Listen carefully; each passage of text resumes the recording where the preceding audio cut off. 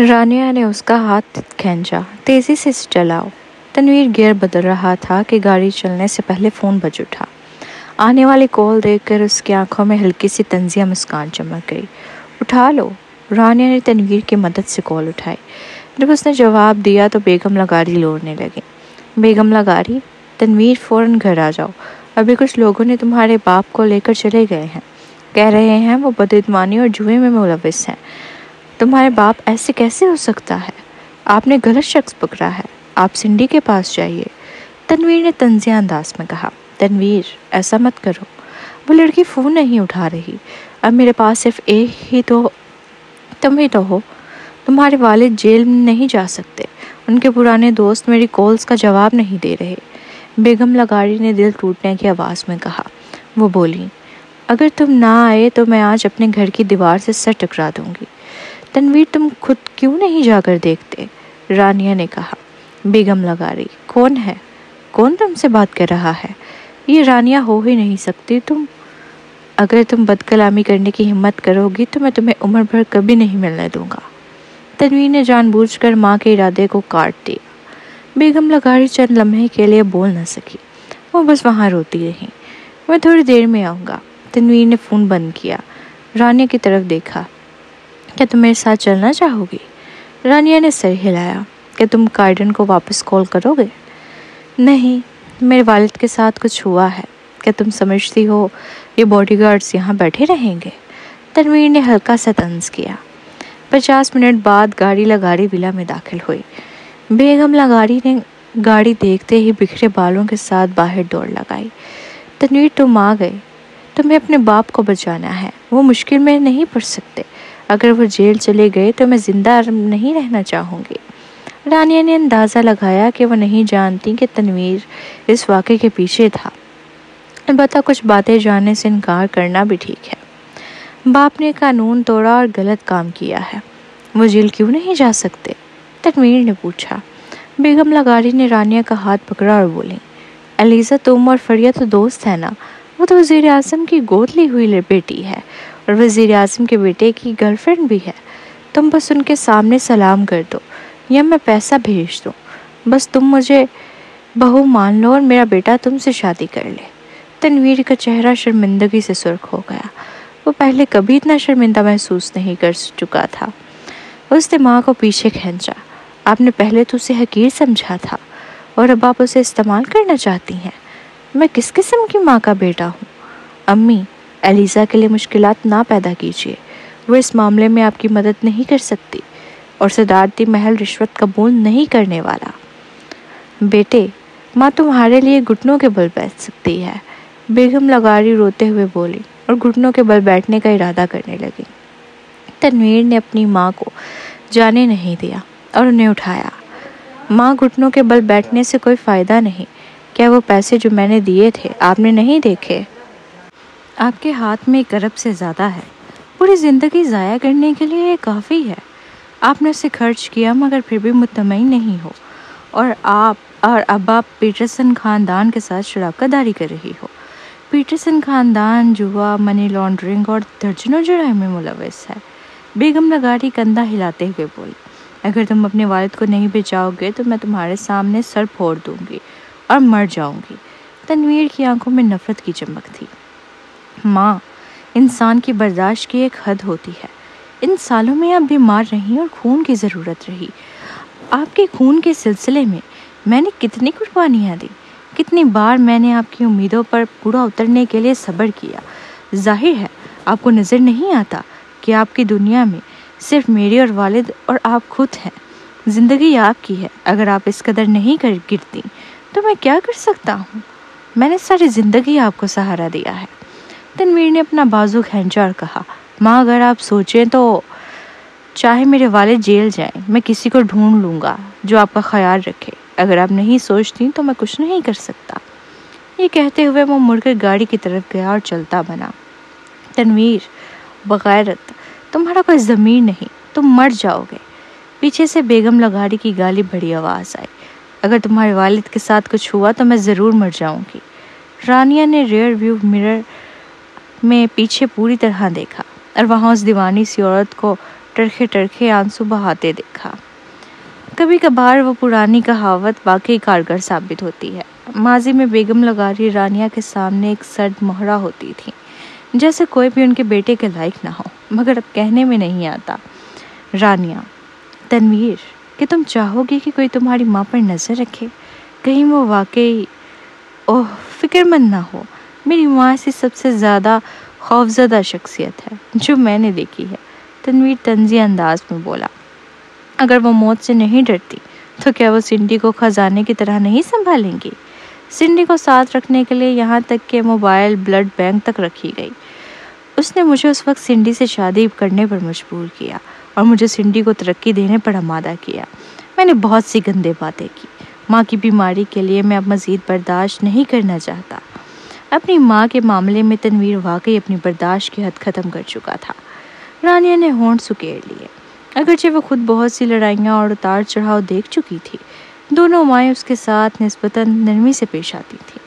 کچھ دیر بعد اس نے کہا، آپ کے والدین کا آپس میں رشتہ واقعی اچھا ہے، تم نے غلط نہیں کہا۔ تنویر نے ہنستے ہوئے جواب دیا۔ وہ بچپن کے محبوب تھے۔ ان کا رشتہ نہایت گہرا ہے۔ شوہر اور بیوی ایک دوسرے سے محبت کرتے ہیں، ایک دوسرے کو پسند بھی کرتے ہیں اور اکثر ایک ساتھ کام بھی کرتے ہیں۔ رانیہ اس کے ان وصف و صفات پر ہنس پڑی۔ پہلا موقع تھا جب اس نے تنویر کو اپنے والدین کے بارے میں ایسے الفاظ میں بات کرتے سنا تھا۔ ہنس لو اگر تم چاہو۔ تنویر نے رانیہ کی طرف ایک نظر ڈالی۔ میرے خیال میں تم نے ٹھیک کہا۔ رانیہ ہنستے ہوئے بولی، لیکن بہتر یہ ہے کہ تم اپنی ماں کی نگرانی کے لیے کسی کو رکھ لو۔ وہ شاید خودکشی نہ کرے، مگر بطور انسان اس کی زندگی قیمتی ہے۔ تمہارے والد نے طویل عرصے تک پیٹرسن خاندان کے ساتھ تعاون کیا ہے اور ان کے ہاتھ میں کچھ رقم ضرور ہوگی۔ تنویر چونکا مگر فوراً سمجھ گیا۔ زیادہ دیر نہ گزری تھی کہ دونوں وہاں سے روانہ ہو گئے۔ جلد ہی سنڈی وہاں پہنچی اور جب اس نے گھاس پر رو رہی بیگم لغاری کو دیکھا تو دوڑ کر انہیں سہارا دینے آئی۔ خالہ، زمین پر بیٹھ کر ٹھنڈ نہیں لگتی؟ بیمار تو نہیں ہو جائیں گی؟ سنڈی، مجھے تمہارا دوبارہ آنا توقع نہیں تھی۔ بیگم لغاری سنڈی کو دیکھ کر قدرے حیران ہو گئی۔ انہوں نے پہلے بھی کئی فون کیے تھے مگر سنڈی نے جواب نہیں دیا۔ بیگم لغاری نے سمجھا تھا شاید وہ بھی ان لوگوں جیسی ہو جو حادثے کے بعد بچ نہ پائے تھے۔ خالہ، انکل اور آپ نے میرے ساتھ بہت مہربانی کی ہے، میں ایسے کیسے نہ آتی؟ سنڈی نے آنکھیں نم کر کے کہا، مجھے خبر ملی کہ میری انکل کے ساتھ کچھ ہوا، اس لیے میں فوراً حالات معلوم کرنے آئی تھی۔ خالہ اس وقت میں مصروف تھی اس لیے آپ کا فون کا جواب نہیں دے سکی۔ پھر تم نے کیا معلوم کیا؟ سنڈی، تم میری مدد کرو، اب مجھے تم پر ہی انحصار ہے۔ وہ بھیڑ کھوڑ تنویر ابھی ہمیں آ کر بالکل نظر انداز کر گیا۔ بیگم لغاری بولی، وہ اپنی پوری زندگی شوہر اور بیٹے کے سہارا بنے رہ کر گزار دی تھی، اب وہ خود لاوارث محسوس کر رہی تھی۔ خالہ، میں نے جانچ پڑتال کی ہے، اب پیٹرسن خاندان کے تقریباً تمام افراد گرفتار ہو چکے ہیں۔ سنا ہے مونٹی پیٹرسن بھاگنے کی کوشش کر رہا تھا مگر اسے بھی پکڑ لیا گیا ہے۔ کہا جا رہا ہے معاملے میں شامل رقم بہت بڑی ہے اور اصل مرکزی قصوروار پیٹرسن خاندان ہے۔ انکل بس ان کی سازش کا شکار بن گئے تھے۔ اس وقت اگر انکل خود تسلیم نہ کرے تو ہم مزید پیسہ خرچ کر کے تعلقات تلاش کر کے انہیں باہر لا سکتے ہیں، مگر رقم بہت زیادہ درکار ہوگی۔ جب بیگم لغاری نے امید کی کچھ کرن دیکھی تو ان کی آنکھیں چمک اٹھیں۔ پیسہ مسئلہ نہیں، اصل بات تو یہ ہے کہ تمہارے انکل باہر آ جائیں، مگر پہلے جو لوگ میرے قریب ہوتے تھے وہ فون کا جواب نہیں دے رہے۔ خالہ، کیا آپ نے مجھ کو اس جناب چاند سے متعارف نہیں کروایا تھا جب آپ مجھے اس ضیافت پر لے کر گئی تھی؟ وہ مجھے پسند کرنے لگتے ہیں۔ میں نے اسی سے اس بار بات کی، انہوں نے کہا وہ دباؤ کم کروا سکتے ہیں مگر ان کو پیسہ چاہیے اور میں ان کے ساتھ ایک رات گزار دوں گی۔ سنڈی نے کہا، سنڈی، میں نے تم پر بہت ظلم کیا ہے۔ بیگم لغاری جوش سے بولیں، فکر مت کرو، بس تم اگر اپنے انکل کی مدد کرنے کے لیے تیار ہو جاؤ تو اندر جو کچھ بھی میرے اور تمہارے انکل کا ہوگا وہ سب تمہارا ہو جائے گا اور تم ہماری اپنی بیٹی بن جاؤ گی۔ خالہ، ایسا مت کہے، یہ تو وہ چیز ہے جو مجھے کرنی چاہیے۔ آپ نے مجھ پر بہت نوازشیں کی ہیں۔ سنڈی نے بیگم لغاری کو گھر کے اندر لے جانے میں ہاتھ بٹایا۔ بیگم لغاری، تو پھر میں مسٹر جان سے کب مل سکتی ہوں؟ آج دوپہر، مگر مسٹر جان ذاتی طور پر وقت نہیں رکھتے، جو آیا ہے وہ ان کا کزن ہے، سنڈی نے سر جھکا کر کہا۔ آپ جانتی ہیں وہ خود سامنے نہیں آ سکتے، بیگم لگا رہی۔ میں سمجھ گئی۔ شام کو تنویر اور رانیہ ایک کو کمیونٹی کے باغ میں گھما رہے تھے۔ گرد و نواح کی طرف دیکھتے ہوئے علی بہت خوش دکھائی دے رہا تھا۔ رانیہ کے ہاتھ میں آئس کریم تھی، وہ اپنے بیٹے کو چھیڑ رہی تھی۔ کچھ دیر کے بعد اس کے منہ سے تھوڑا سا آئس کریم بھی گر گیا۔ اسے چھیڑنا بند کرو۔ تنویر اپنے بیٹے کی معصوم سی ادا دیکھ کر برداشت نہ کر سکا۔ وہ بہت بھولا سا لگ رہا تھا۔ رانیہ، میں اپنے بیٹے کو چھیڑ رہی ہوں، یہ آپ کا معاملہ نہیں۔ جتنا زیادہ رانیہ اپنے بیٹے کو دیکھتی، اتنی ہی اس کے دل میں علی کے لیے پیاری شکل کی داد آتی اور وہ اپنا فون نکال کر تصویریں لینے لگی۔ رانیہ کو اتنا خوش دیکھنا واقعی نایاب تھا اور تنویر کا چہرہ نرم ہو گیا تھا۔ چلو چھوڑو، اگر اس کا بیٹا تھوڑی سی قربانی دے کر رانیہ کو اتنا خوش کرتے تو تنویر بھی خوش تھا۔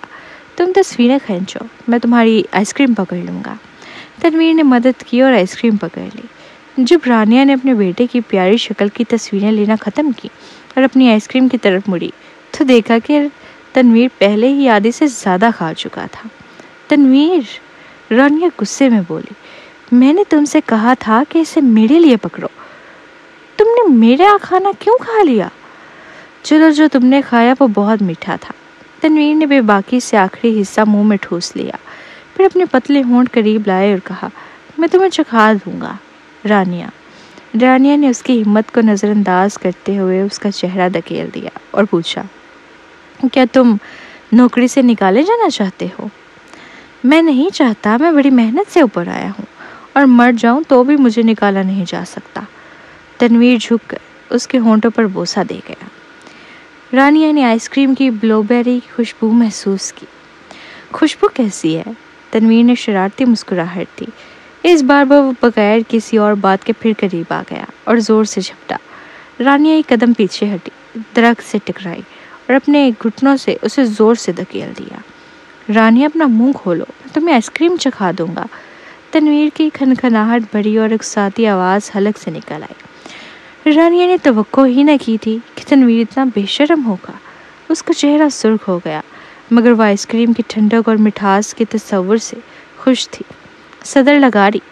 اچانک کائڈن کی آواز آئی۔ تنویر رک گیا اور اس کی آنکھوں میں ناراضگی چمکی۔ واضح طور پر اسے خلل پڑنے پر ناگواری تھی۔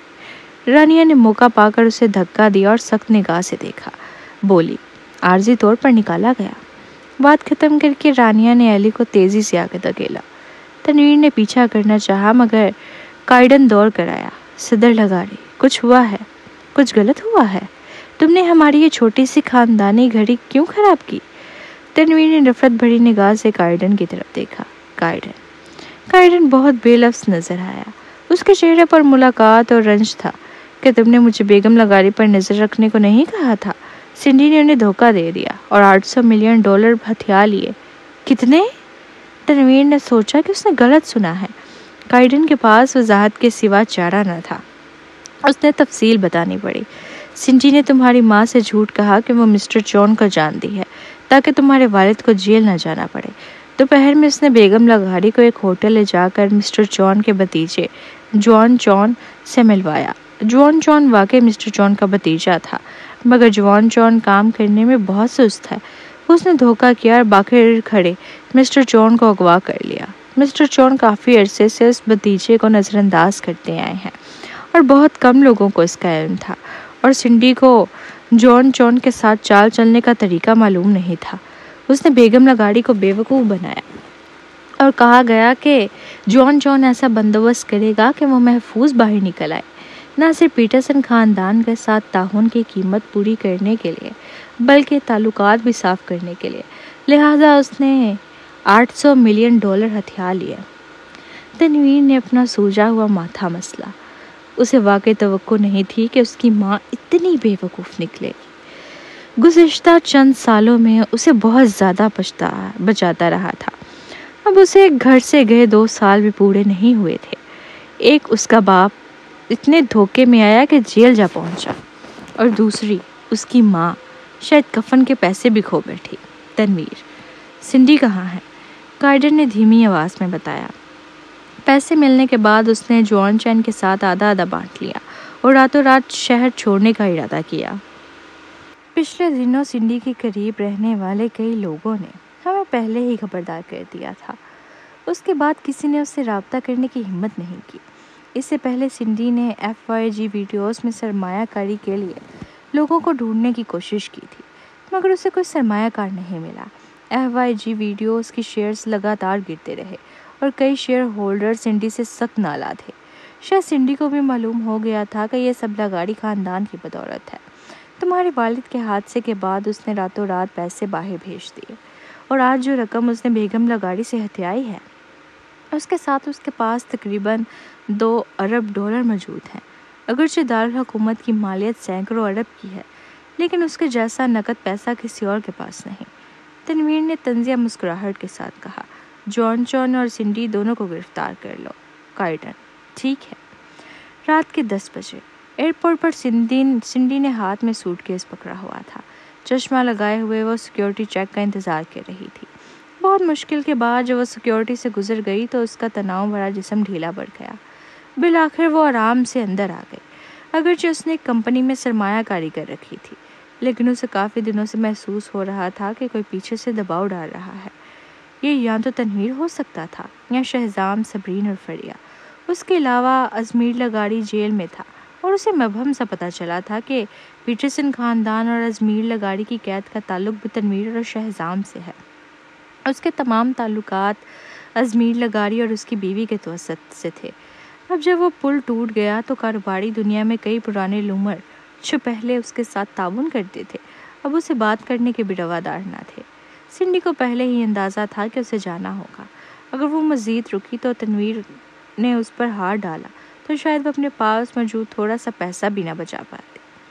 خوش قسمتی سے اس نے پہلے ہی بیرون ملک ایک حویلی تیار کر لی تھی۔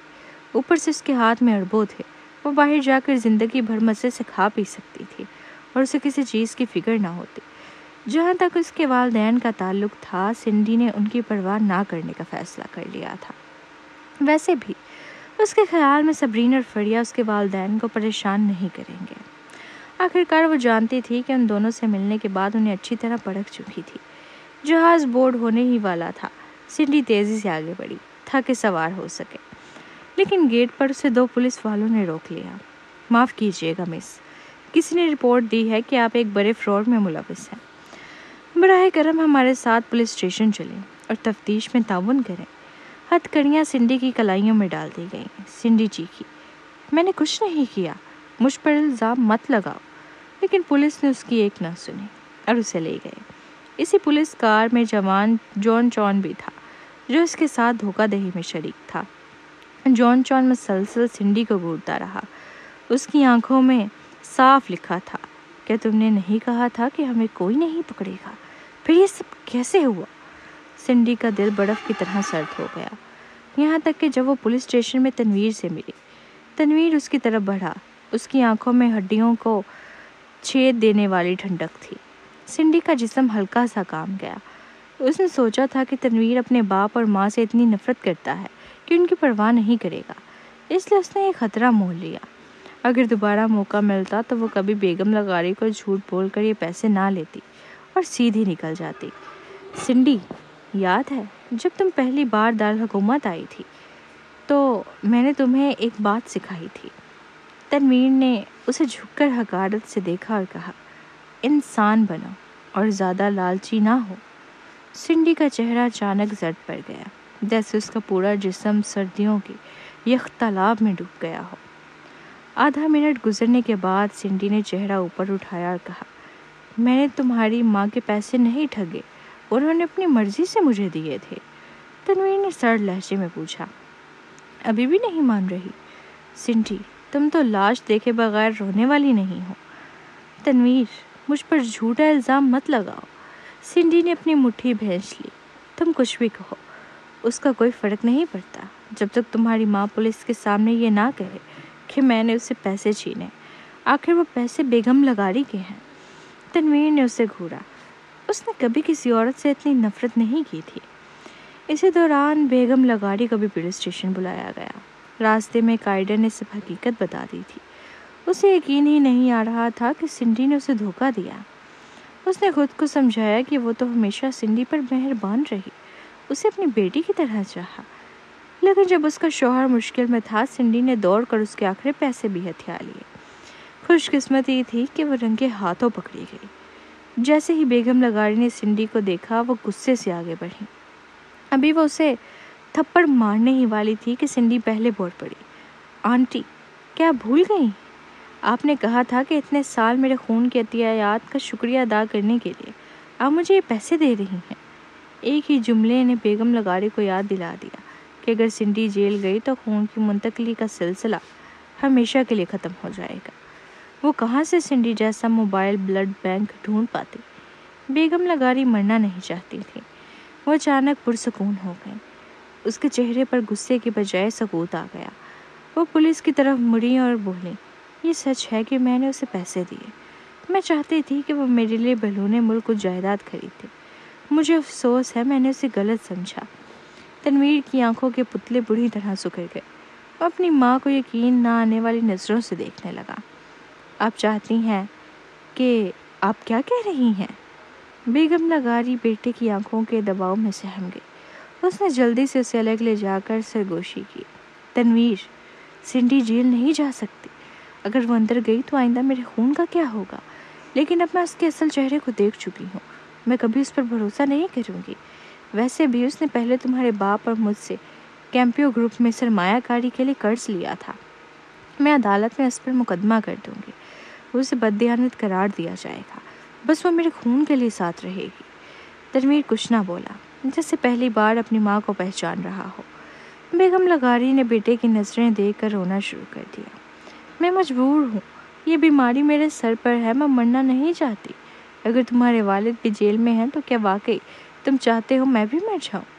تنویر نے دانت پیستے ہوئے کہا، میں تم سے آخری بار پوچھ رہا ہوں، تم اب بھی سنڈی کو بچانا چاہتی ہو، ہے نا؟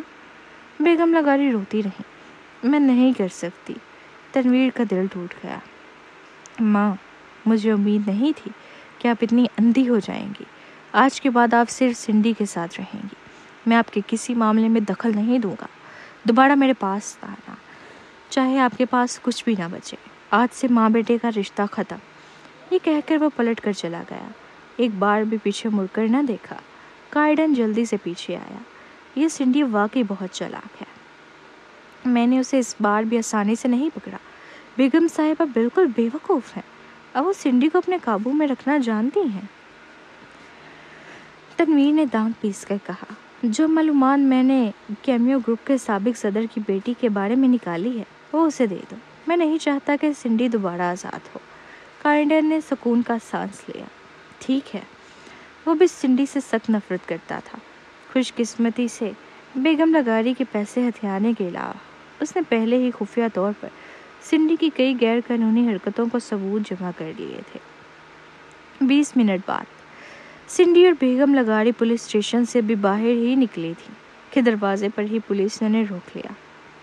معاف کیجیے گا مس سنڈی، آپ ایک قتل کے کیس میں ملوث ہیں۔ براہ کرم دوبارہ اندر چلیں اور تحقیقات میں تعاون کریں۔ سنڈی ہکا بکا رہ گئی۔ میں نے کچھ نہیں کیا۔ قتل؟ کون سا قتل؟ مجھے کچھ پتا نہیں۔ ابھی تک وہ یہی سوچ رہی تھی کہ اگرچہ وہ 800 ملین واپس نہ ہتھیا سکی، لیکن اس کے ہاتھ میں اب بھی 1 ارب سے زائد باقی تھے۔ اس نے ارادہ کر لیا تھا کہ اب بیگم لغاری کو خون دینا بند کر دے گی اور جیسا ہی موقع ملے گا دارالحکومت سے غائب ہو جائے گی۔ لیکن یہ کیا، اچانک وہ پھر گرفتار ہو گئی۔ بیگم لغاری بھی ہکا بکا رہ گئی۔ افسر، شاید آپ نے غلطی سے پکڑ لیا ہے۔ قتل؟ یہ کیسے ممکن ہے؟ یوں سنڈی کو دوبارہ پولیس اسٹیشن لے جایا گیا۔ اندر سے اس کی چیخو پکار سنائی دی، میں بے قصور ہوں، آنٹی میری مدد کریں۔ بیگم لغاری گھبراہٹ میں پڑ گئی اور بے اختیار تنویر کو فون کرنے لگی۔ فون چند بار بجا اور پھر کاٹ دیا گیا۔ چاہے وہ جتنا بھی فون کرتی، تنویر اب کبھی ان کا فون نہ اٹھاتا۔ بیگم لغاری کو تب یاد آیا کہ پولیس اسٹیشن میں بھی کچھ دیر پہلے ہی تنویر نے کہا تھا کہ دوبارہ اسے ڈھونڈنے کی کوشش نہ کرنا۔ یعنی تنویر واقعی اپنی ماں سے بات کرنے کا کوئی ارادہ نہیں رکھتا تھا۔ بیگم لغاری کے گھٹنے کانپنے لگے، جیسے آسمان ان کے سر پر گر گیا۔ گاڑی میں بیٹھا تنویر نے سیدھا اپنی ماں کا نمبر بلیک لسٹ کر دیا، پھر اپنی کنپٹی دبا کر بولا، یہ کیسے والدین ملے ہیں مجھے؟ الفاظ سے باہر تھکن اس پر چھا گئی۔ چونکہ بیگم لغاری نے ہر حال میں سنڈی کو بچانا چاہا تھا، تنویر نے بس اپنا فرض ادا کر دیا۔ اگلی صبح ایلیزا کو سنڈی کی رات کی گرفتاری کا تب پتہ چلا جب وہ جاگی۔ سنڈی کی مبینہ قتل کے کیس کی خبر موبائل پر ہاٹ سرچ بن چکی تھی۔ آخر کار وہ پہلے ایک سٹار رہ چکی تھی اور اب پورا انٹرنیٹ ہل گیا تھا۔ گروپ چیٹ میں میرا اور فریہ بھی بات کر رہی تھی۔ فریہ: کیا انٹرنیٹ پر جو خبر چل رہی ہے وہ سچ ہے؟ کیا سنڈی نے واقعی کسی کو قتل کیا؟ صبرین: لگتا تو ایسا ہی ہے۔ پولیس کے پاس ثبوت نہ ہوتے تو میڈیا میں یہ خبر آتی ہی نہیں۔ کیمیو گروپ کے سابق ڈائریکٹر کی اچانک موت ہوئی تھی اور یہ عجیب اتفاق ہے کہ ان کی موت کے بعد وہ عہدہ سنڈی کے ہاتھ آ گیا۔ صاف ظاہر ہے کہ سنڈی نے کمپنی کے شیئر ہولڈرز کے ساتھ اندرونی سازش کی۔ فریہ: لیکن یہ بات پہلے کیوں نہیں نکلی؟ کیا یہ سب تب سامنے آیا جب ہنگ لغاری گرفتار ہوا اور سنڈی کے پاس اب کوئی سہارا نہیں بچا؟ صبرین: شاید یہ تنویر سے بھی متعلق ہو سکتا ہے۔ کل رات شہزام نے بتایا کہ سنڈی نے بیگم لغاری کو 8 ارب کا دھوکہ دیا اور ملک سے بھاگتے وقت پکڑی گئی۔ فریہ: 8 ارب؟ یا اللہ، یہ سنڈی پاگل ہو گئی ہے کہ اسے پہلے سے کمائی کم لگی؟ شوبز سے پیسہ کمایا، پھر لغاری خاندان کے تعلقات کا فائدہ اٹھا کر سرمایہ کاری کی، گھر اور گاڑیاں خریدی۔ اس کے پاس پہلے ہی اربوں تھے، وہ ہم سے زیادہ امیر تھی، اور یاد ہے کبھی ناشتہ خریدنے کے بھی پیسے نہیں ہوتے تھے۔ اب اتنا کچھ ہونے کے باوجود بھی وہ لالچ میں دھوکہ قتل سب کرنے لگی۔ اس کا ضمیر تو جیسے کتے نے کھا لیا۔ صبرین: ہم سب نے اس کی لالچ کو ہلکا لیا تھا۔ فریہ: شرمندہ تھی۔ وہ سوچ رہی تھی کہ ہائی اسکول سے یونیورسٹی تک وہ میرا اور سنڈی قریبی دوست تھی، لیکن نتیجہ یہ نکلا۔ ایلیزا نے موبائل ایک طرف رکھا، پھر منہ دھو کر نیچے اتری اور برابر والے گھر گئی۔ دروازہ کھولنے والی آنٹی کوک تھی۔ انہوں نے اوپر کی طرف اشارہ کیا۔ مس ایلیزا، جب صبح مسٹر گارڈن باہر گئے تو کہا کہ مسٹر لغاری کا موڈ ٹھیک نہیں، آپ جا کر دیکھ لیجیے۔ رانیہ نے اس بات میں سر ہلایا اور اوپر کی طرف چل دی۔ تنویر کو وہ کافی عرصے سے جانتی تھی۔ بیڈ روم میں داخل ہوتے ہی اس نے دروازہ دھکیلا، دستک دینے کی بھی زحمت نہ کی۔ تنویر اب بھی بستر پر لیٹا ہوا تھا۔ رانیہ قریب پہنچی تو تنویر نے آنکھیں نیم کی۔ اس کی آواز بھاری اور کھردری تھی، چہرہ سرخی مائل اور تپش سے بھرا ہوا۔ وہ بولا، رانیہ، تم یہاں کیوں آئی ہو؟ رانیہ نے اس کی پیشانی کو چھوا تو چونک کر بولی، تمہیں بخار ہے؟ سردی لگ گئی ہے؟ ہاں، تھوڑا سا ہے۔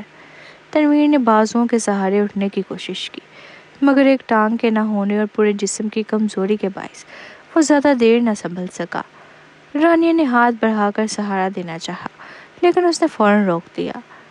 نہیں، میں خود سنبھال لوں گا، تم نیچے جا کر میرا انتظار کرو۔ تنویر نے نظریں چرا کر کہا۔ رانیہ کچھ نہ سمجھی، لیکن جیسے ہی اس کی نظر بستر پہلو میں رکھی مصنوعی ٹانگ پر پڑی، تب بات فوراً سمجھ گئی۔ وہ نرمی سے بولی، اگر تمہیں لگتا ہے کہ مجھے برا لگے گا تو پھر ہم ساتھ ہونے کا کیا مطلب؟ عام نہیں صحیح، مگر شرمانے کی ضرورت نہیں۔ یہ کہہ کر وہ کمبل اٹھانے ہی لگی۔ تنویر گھبرا گیا، جلدی سے کمبل لپیٹ کر بولا، رانیہ نہیں، مت کرو، میں نے بس باکسرز پہنے ہیں۔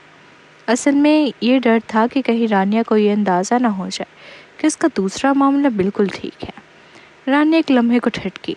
وہ پہلے تو شرما گئی تھی، مگر تنویر کو ایسے ایک سادہ لڑکے کی طرح بوکھلایا دیکھ کر بے اختیار ہنس پڑی۔ کیا واقعی اتنی ضرورت ہے؟ تم پہلے تو بڑی ڈٹائی سے پیش آتے تھے کہ کہیں ٹرانسجینڈر تو نہیں ہو گئے۔ تنویر نے جھوٹ گڑھ لیا۔ رانیہ، تم واپس جاؤ، آج طبیعت اچھی نہیں، تمہیں بھی سردی لگ جائے گی۔ رانیہ نے اس کی کمزور حالت دیکھ کر ضد نہ کی۔ فکر نہ کرو، مجھے کچھ نہیں ہوگا۔ تمہارے پاس تھرمامیٹر ہے؟ نہیں، ابھی نیا یہاں شفٹ ہوا ہوں، سوچا ہی نہیں۔ تنویر جھنجھلا کر بولا، پہلے تو وہ کبھی بیمار نہیں پڑتا تھا۔ حادثے کے بعد لگتا تھا کہ اس کی قوت مدافعت بھی کمزور ہو گئی ہے۔ کل رات بھی وہ دیر سے واپس آیا تھا اور کم کپڑے پہننے کی وجہ سے ٹھنڈ لگ گئی تھی۔ اپنے گھر سے میڈیسن باکس لاتی ہوں، رانیہ نے کہا اور پلٹ گئی۔ جب بیگم واسطی کو پتہ چلا کہ تنویر بیمار ہے تو وہ فوراً دوا کا ڈبہ لے آئی۔ وہ کہنے لگی، چونکہ تنویر بیمار ہے تو آج کمپنی نہ جانا۔ مجھے لگتا ہے ہسپتال سے آنے کے بعد اس کا وزن بھی کم ہو گیا ہے۔ ہائے، میں تو ہمیشہ اس کا خیال رکھتی ہوں۔ ایک ٹانگ ٹوٹنے کے بعد مطلب ہے آدھی جان نکل جانا۔ صحت پہلے جیسی کہاں رہی ہوگی۔ اس کے والدین کو اپنے بیٹے کی پرواہ نہیں۔ تمہیں اسے سنبھالو۔ جب تک وہ ٹھیک نہ ہو جائے تم چند دن اس کے لیے سوپ اور مزیدار کھانے بنانا۔ رانیہ نے پہلا اتنا نہیں سوچا تھا، لیکن ماں کی باتوں نے اسے بھی متوجہ کیا۔ واقعی تنویر کبھی لمبا اور مضبوط نظر آتا تھا، مگر اب بہت جلد دبلا اور کمزور لگتا تھا۔ چہرے پر بھی پرانی تازگی باقی نہ رہی۔ وہ نہ صرف ایک ٹانگ سے محروم ہوا تھا بلکہ دوسری جگہ بھی شدید چوٹ کھا چکا تھا اور بہت خون بہہ گیا تھا۔ رانیہ کو یاد آیا کہ جب اس نے بچہ جننے کے بعد کمزوری محسوس کی تھی تو ایک مہینہ بھر اس کی ماں نے اسے طرح طرح کے سوپ اور غذائیں کھلا کر سنبھالا تھا، مگر تنویر کا کوئی نہیں تھا۔ کائڈن کے سوا اس کی دیکھ بھال کرنے والا کوئی نہیں تھا، اور کائڈن ایک مرد ہونے کی وجہ سے یہ باریکی کیسے سمجھ سکتا تھا۔ رانیہ جلد ہی میڈیسن باکس اٹھا کر تنویر کے کمرے میں چلی گئی۔ تنویر ابھی بمشکل پاجامہ پہنا تھا اور بستر کے کنارے بیٹھا ہانفتے ہوئے مصنوعی ٹانگ لگانے کی کوشش کر رہا تھا۔ اس کی حالت دیکھ کر رانیہ کے دل میں بے چینی سی اٹھی۔ تنویر، تمہیں تکلیف ہو رہی ہے تو پھر کیوں اٹھ رہے ہو؟ لیٹ جاؤ، رانیہ نے کہا اور اسے واپس بستر پر دھکیل دیا۔ تنویر تھوڑا جھجکا۔ رانیہ، میں ٹھیک ہوں، میں خود سنبھال لوں گا، خاموش رہو۔ رانیہ نے میڈیسن باکس سے تھرمامیٹر نکالتے ہوئے کہا، یہ بغل میں رکھو۔ تنویر نے فوراً تھرمامیٹر بغل میں دبایا۔ اگر یہ پہلے ہوتا تو کوئی لڑکی یوں حکم دینے کی ہمت نہ کرتی، لیکن اب وہ خوشی خوشی مان گیا، بلکہ دل ہی دل میں سکون اور انوکھی خوشی محسوس کر رہا تھا۔ رانیہ، تم جو کہو گی میں مانوں گا۔ رانیہ نے اسے عجیب نظروں سے دیکھا۔ کبھی جو سرد مزاج اور سخت دل بھیڑیا تھا، آج وہ ایسے لگ رہا تھا جیسے دم ہلاتا ہوا معصوم کتا ہو۔ بھوک لگی ہے؟ رانیہ نے پوچھا۔ کیا تم میرے لیے خود کھانا بناؤ گی؟ تنویر کی آنکھوں میں چمک آ گئی۔ رانیہ نے مسکرا کر کہا، تم اتنے تپے ہوئے ہو اور چاہتے ہو کہ میں تمہارے لیے کھانا بناؤں؟ یہ خواب ہے، ہاں؟ تمہاری نانی کو کہہ دیتی ہوں۔ تنویر کو ذرا بھی مایوسی نہ ہوئی، بلکہ نرمی سے بولا، ہاں نانی سے کہہ دو، مجھے دکھ ہوگا اگر تم یہ سب کرو۔ تمہارے نازک ہاتھ گھریلو کام کے لیے نہیں ہیں، مجھے بس کھچڑی دے دو، بھوک زیادہ نہیں ہے۔ ٹھیک ہے، میں نیچے پوچھتی ہوں۔ رانیہ مڑ کر نیچے چلی گئی۔ نانی نے اسے دیکھتے ہی پوچھا، کیا مسٹر تنویر کو بھوک لگی ہے؟ صبح میں نے کھچڑی بنائی تھی اور ساتھ کچھ ڈمسم بھی۔ ہاں، کھچڑی دے دو، رانیہ نے کہا۔ نانی نے فوراً کھچڑی اور سنیکس نکال دیے۔ رانیہ نے کچھ چیزیں پسند کی اور ٹرے میں لے کر اوپر چلی گئی۔ تھرمامیٹر نکال کر دیکھا تو درجہ حرارت 39 ڈگری تھا۔ وہ گھبرا کر بولی، بخار بہت تیز ہے، ہسپتال چلیں؟ مجھے انجیکشن نہیں لگوانا، تنویر نے سر ہلا دیا۔ اچھا پھر کچھ کھا لو اور دوا لے لینا، رانیہ نے ضد نہ کی۔ تنویر کا سہارا بیڈ ٹیبل تھا، چہرہ سرخی مائل اور کمزوری سے بھرا ہوا۔ وہ معصوم لہجے میں بولا، رانیہ، میرے پاس ہمت نہیں ہے کہ تم مجھے کھلا دو گی۔ رانیہ نے ہونٹ بھینچ لیے، لیکن جب اس نے ضدی انداز میں اس کے کپڑے کھینچے تو وہ مان گئی۔ آخرکار اس نے چمچ سے کھچڑی کھلانا شروع کی اور پوچھا، کل رات کیا کر رہے تھے؟ سردی کیسے لگ گئی؟ کہیں اپنی سابق منگیتر کے جیل جانے پر فکر تو نہیں کر رہے تھے؟ اسی وجہ سے رات بھر بخار چڑھا ہوا تھا، تنویر نے کمزوری میں بھی کہا۔ شکریہ، مگر وہ میری منگیتر کب ہے؟ میری اصل منگیتر تو رانیہ ہے۔ رانیہ نے طنزی ہنسی دی، مجھے نہیں معلوم تھا کہ تم سنڈی کے ساتھ شادی کرنے جا رہے تھے۔ وہ تو ہوا ہی نہیں، اوپر سے ہماری منگنی بھی نہیں تھی، تنویر نے کھانستے ہوئے کہا۔ پھر بھی میں نے خود سنڈی کو جیل بھجوایا، تو تمہیں مجھ پر الزام نہیں لگانا چاہیے، رانیہ نے سنجیدگی سے کہا۔ تم نے سنڈی کو جیل بھیج دیا، لیکن تمہاری ماں کی بیماری کا کیا ہوگا؟ آئندہ خون کون دے گا؟ کہ تمہیں لگتا ہے کہ سنڈی خوشی خوشی میری ماں کے لیے خون کی تھیلی بنے گی؟ تنویر نے رانیہ سے پوچھا۔ رانیہ کچھ دیر سوچتی رہی، پھر خاموش ہو گئی۔ کسی کے لیے بار بار خون دینا آسان بات نہیں تھی، اور سنڈی جیسی دولت کی لالچی لڑکی تو بالکل بھی راضی نہ ہوتی۔ تنویر نے کہا، اصل میں کل رات سنڈی نے میری ماں کو 800 ملین کا دھوکہ دیا اور بیرون ملک بھاگنے کا پلان بنایا۔ خوش قسمتی سے تم نے مجھے یاد دلایا کہ کسی کو اس پر نظر رکھنے کو کہو، تو میں نے وقت پر روک لیا۔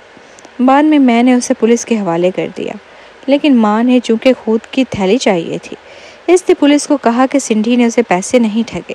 یہ کہتے ہوئے تنویر نے خود پر طنز کیا۔ مجھے معلوم تھا کہ میری ماں موت سے ڈرتی ہے، مگر یہ نہیں سوچا تھا کہ وہ اتنی اندھی ہو جائے گی۔ میں نے سالوں اس کی حفاظت کی، اور اب میں نے سنڈی کے سابقہ کیمپو گروپ کے صدر کے قتل کے کیس کے شواہد پولیس کو دے دیے ہیں تاکہ قانون فیصلہ کرے۔ رانیہ نے اچانک کہا، پھر تمہاری ماں کا کیا ہوگا؟ جو ہونا ہے ہونے دو، تنویر بولا۔ سب سے پہلے تو بار بار سنڈی سے خون لینا درست نہیں ہے۔ سنڈی کدی کی بھوکی بھی بڑھتی ہی گئی۔ پہلے کہا بس مجھے انٹرٹینمنٹ انڈسٹری میں آنے کا موقع دے دو، پھر کہا مشہور گلوکارہ بننا ہے، پھر کہا فلم کوئین بننا ہے، پھر مجھ سے شادی کا مطالبہ کیا۔ میں نے سب کچھ دیا، محل نما گھر، گاڑیاں، پیسہ، اور وہ خود بھی بہت کماتی رہی، مگر پھر بھی لغاری خاندان سے انویسٹمنٹ مانگتی رہی۔ 2 سال بیرون ملک گئی تو میرے والدین کے آدھے پیسے لے گئی۔ اب جب والد جیل میں ہیں پھر بھی سکون نہیں، بلکہ ماں کو بھی آخری پیسے نچوڑنے پر مجبور کر رہی ہے۔ رانیہ نے پیشانی پر بل ڈالتے ہوئے کہا، میں تو بس یہی کہوں گی کہ ہر ایک اپنی ضرورت پوری کرتا ہے۔ ہاں، مگر فرق یہ ہے کہ جب میں نے بعد میں تحقیقات کی تو پتہ چلا کہ سنڈی نے پچھلے 1 سال سے میری ماں کو خون دیا ہی نہیں، وہ باہر سے خون لاتی تھی، زیادہ سے زیادہ وہ سپوائلر تھی، اور سوچو اس کی لالچ کتنی بڑھ چکی تھی۔ رانیہ نے یاد کرتے ہوئے کہا، شاید وہ فریہ اور سبرین جیسی امیر بننا چاہتی ہو۔ مجھے تو ہمیشہ لگا کہ سنڈی ان دونوں سے حسد کرتی ہے اور اسی دنیا میں جینے کی کوشش کرتی ہے۔ تنویر نے طنز کیا، یوں کہو کہ اگر میرا سب سے ظالم تجربہ میرا کے ساتھ تھا تو سنڈی سب سے زیادہ لالچی اور بے سیرت عورت ہے، اپنے مقصد کے لیے کسی بھی حد تک جا سکتی ہے۔ کیمپو گروپ کا جو صدر اس کا بزنس پارٹنر تھا، اس کو اس نے خفیہ طور پر مروا دیا۔ وہ مزید بولا، وہ ہمیشہ مجھے خوش کرنے اور میرے قریب آنے کی کوشش کرتی رہی تاکہ میرے بچے کو جنم دے اور پھر میری جائیداد پر قبضہ کر سکے، حالانکہ دل میں مجھے ناپسند ہی کرتی تھی۔ رانیہ نے بھویں اٹھا کر کہا، اوہ، تو اس کی ناپسندیدگی نے کہیں ہمارے لغاری صاحب کو چوٹ تو نہیں پہنچائی؟ تنویر نے اس کا ہاتھ پکڑ کر بستر کے قریب بٹھایا، اس کی گہری آنکھوں میں دیکھتے ہوئے بولا، مجھے صرف تمہارے ناپسند کرنے کا ڈر ہے، باقی کسی کا نہیں۔ تھوڑا سا ناپسند تو کرتی ہوں، رانیہ نے سوچتے ہوئے کہا۔ ایسا مت کہو، تنویر اچانک گھبرا گیا اور زور زور سے کھانسنے لگا۔ اچھا ٹھیک ہے، مذاق کر رہی تھی۔ رانیہ نے گرم پانی دیا، یہ پی لو۔ تنویر نے آدھا کپ پینے کے بعد سکون کا سانس لیا، مگر چہرے پر ہلکی سی شرمندگی آ گئی۔ رانیہ، مجھے باتھ روم جانا ہے، رانیہ نے سادہ لہجے میں پوچھا۔ چہرہ دھونا ہے یا تولیہ لا دو؟ نہیں، مجھے پیشاب آیا ہے، تنویر نے کھانستے ہوئے کہا، اور رانیہ ایک لمحے کے لیے شرمندگی میں ڈوب گئی۔ رانیہ نے چند لمحے جھجکنے کے بعد ہاتھ بڑھایا اور بولی، آؤ میں تمہیں لے چلتی ہوں۔ نہیں، میں خود ہی مصنوعی ٹانگ لگا لوں گا۔ تنویر جتنا بھی بے شرم کیوں نہ تھا، اس وقت وہ خاصا شرمندہ ہوا۔ وہ رانیہ کو زیادہ تنگ نہیں کرنا چاہتا تھا، اگر وہ برا مان گئی تو۔ رانیہ نے کہا، رہنے دو، مصنوعی ٹانگ لگانے اور پھر اتارنے میں بہت وقت لگ جائے گا۔ اس نے لحاف اٹھا کر تنویر کو سہارا دیا اور پوچھا، کیا یہ ممکن ہے کہ تم ہمیشہ میری مدد سے انکار کرتے رہو گے؟ تنویر چند لمحے کے لیے چپ ہو گیا، پھر اس نے اپنے ہاتھ اس کے کندھوں پر رکھے اور اس کا سہارا لے کر کھڑا ہو گیا۔ رانیہ نے دوسری طرف سے ہاتھ اس کی کمر کے گرد رکھا۔ تنویر کی کمر میں ہلکی سی لرزش ہوئی۔ اس نے فوراً خود کو سنبھالا اور چھپ کر رانیہ کی طرف دیکھا۔ اطمینان ہوا کہ شاید اس نے کچھ محسوس نہیں کیا۔ بیت الخلاء تک پہنچنے کے بعد تنویر نے جلدی سے دروازہ بند کر دیا۔ وہ اپنی عزت بچانا چاہتا تھا، لیکن تیز بخار اور کمزوری کے باعث اس کے جسم میں بالکل طاقت نہیں تھی۔ فارغ ہونے کے بعد جب وہ دروازہ کھولنے کو لپکا تو تو یکایک جسم جواب دے گیا اور وہ زور سے گر پڑا۔ ہڑبڑا کر ساتھ رکھی شیلف، کرسی اور واش بیسن بھی الٹ دیے۔ زوردار آواز آئی۔ باہر انتظار کرتی رانیہ چونک گئی، لیکن فوراً دروازہ کھول کر اندر داخل ہوئی۔ اس نے دیکھا کہ تنویر زمین پر گرا ہوا ہے، پینٹ صحیح طرح پہنی نہیں تھی، چہرہ سرخ اور غصے سے بھرا ہوا۔ اس نے کہا، مجھے چھوڑ دو، مجھے اکیلا رہنے دو۔ اس کی یہ حالت دیکھ کر رانیہ کے دل میں عجیب سا درد اٹھا، جیسے کسی نے نمک چھڑک دیا ہو۔ یہ کیسا احساس ہے، تلخ، کٹھن اور دل کو چیر دینے والا۔ بس خاموش رہو۔ رانیہ نے آگے بڑھ کر اس کا بازو اپنے گرد لپیٹا اور سہارا دے کر کھڑا کیا۔ تنویر نے فوراً اپنی پینٹ درست کی۔ باہر آ کر وہ دوبارہ بستر پر لیٹ گیا۔ اس نے لحاف سے آدھا چہرہ چھپا لیا اور کچھ نہ بولا۔ دل میں شدید شرمندگی تھی۔ وہ ساری زندگی غرور سے جیا تھا، یہ سوچا بھی نہ تھا کہ ایک دن اتنا بے بس اور مجبور ہو جائے گا۔ آخرکار صرف ایک ٹانگ کا نہ ہونا تھا، مگر زندگی اتنی مشکل لگ رہی تھی۔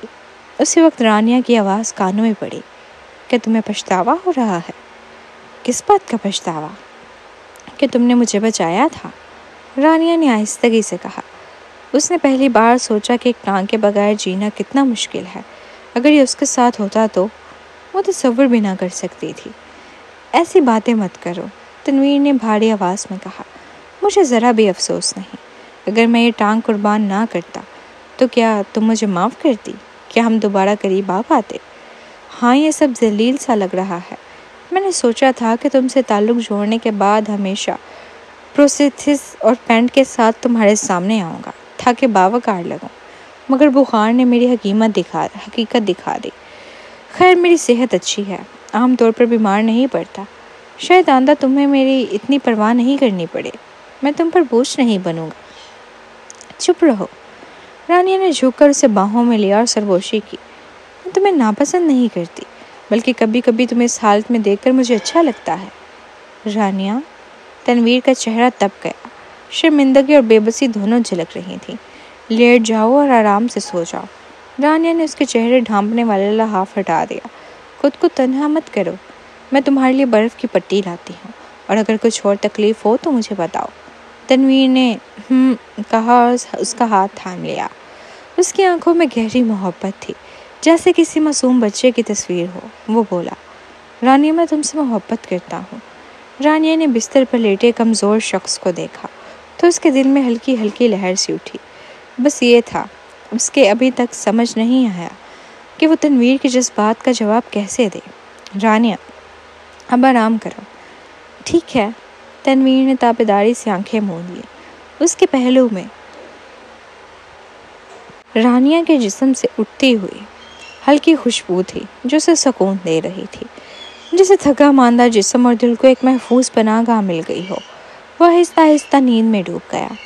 رانیہ نے کھڑکی کھولی تاکہ ہوا اور دھوپ اندر آ سکے۔ وہ بستر کے قریب بیٹھ گئی، وقتاً فوقتاً تنویر کی پٹی بدلتی اور ساتھ ہی آن لائن کام بھی کرتی رہی۔ دوپہر کے قریب آیا تو نانی کمرے میں آئی اور پوچھا کہ دوپہر کے کھانے میں کیا پکایا جائے۔ رانیہ لمحے بھر کو رکی، پھر کھڑی ہو کر بولی، مجھے بنانے دو۔ نانی گھبرا گئیں اور ہاتھ مسلتے ہوئے بولیں، کیا صبح کا کھانا آپ کو پسند نہیں آیا؟ نہیں، رانیہ نے مسکراتے ہوئے کہا، آپ کا کھانا بہت اچھا ہے، بس مجھے لگتا ہے تنویر کی بھوک زیادہ نہیں ہے۔ میں چاہتی ہوں کہ خود بناؤں، شاید وہ خوش ہو جائے۔ نانی چونکی، پھر مسکرا کر بولی، لغاری صاحب کو تو آپ کے ہاتھ کا کھانا ضرور پسند آئے گا۔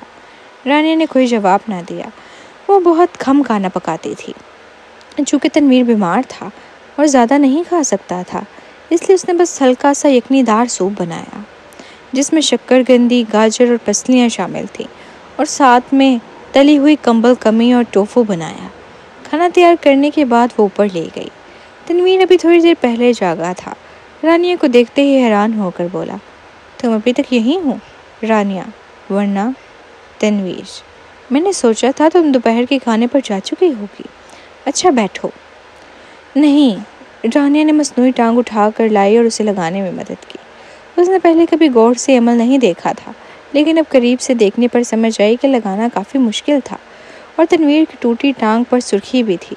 اس نے پوچھا، کیا یہ زیادہ دیر پہننے سے تکلیف نہیں کرتا؟ تنویر لمحہ بھر کو خاموش رہا، پھر سچائی سے کہا، زیادہ دیر نہیں پہن سکتا، زیادہ سے زیادہ 9 گھنٹے۔ رانیہ نے سوچا کہ اکثر وہ 9 گھنٹے سے زیادہ ہی پہنتا ہے، کبھی 12 گھنٹے بھی، رات کو بھی اس کے ساتھ واک کے لیے نکلتا ہے۔ اس نے کہا، آئندہ دوپہر کو آرام کے وقت اسے اتار دینا، اور اگر رات کو میرے ساتھ چلو تو دن میں کم پہننا۔ تنویر نے تھوڑا انکار کرنا چاہا۔ میں ٹھیک ہوں، خاموش رہو اور میری بات مانو، اگر نہ مانا تو رشتہ ختم، رانیہ نے سخت لہجے میں کہا۔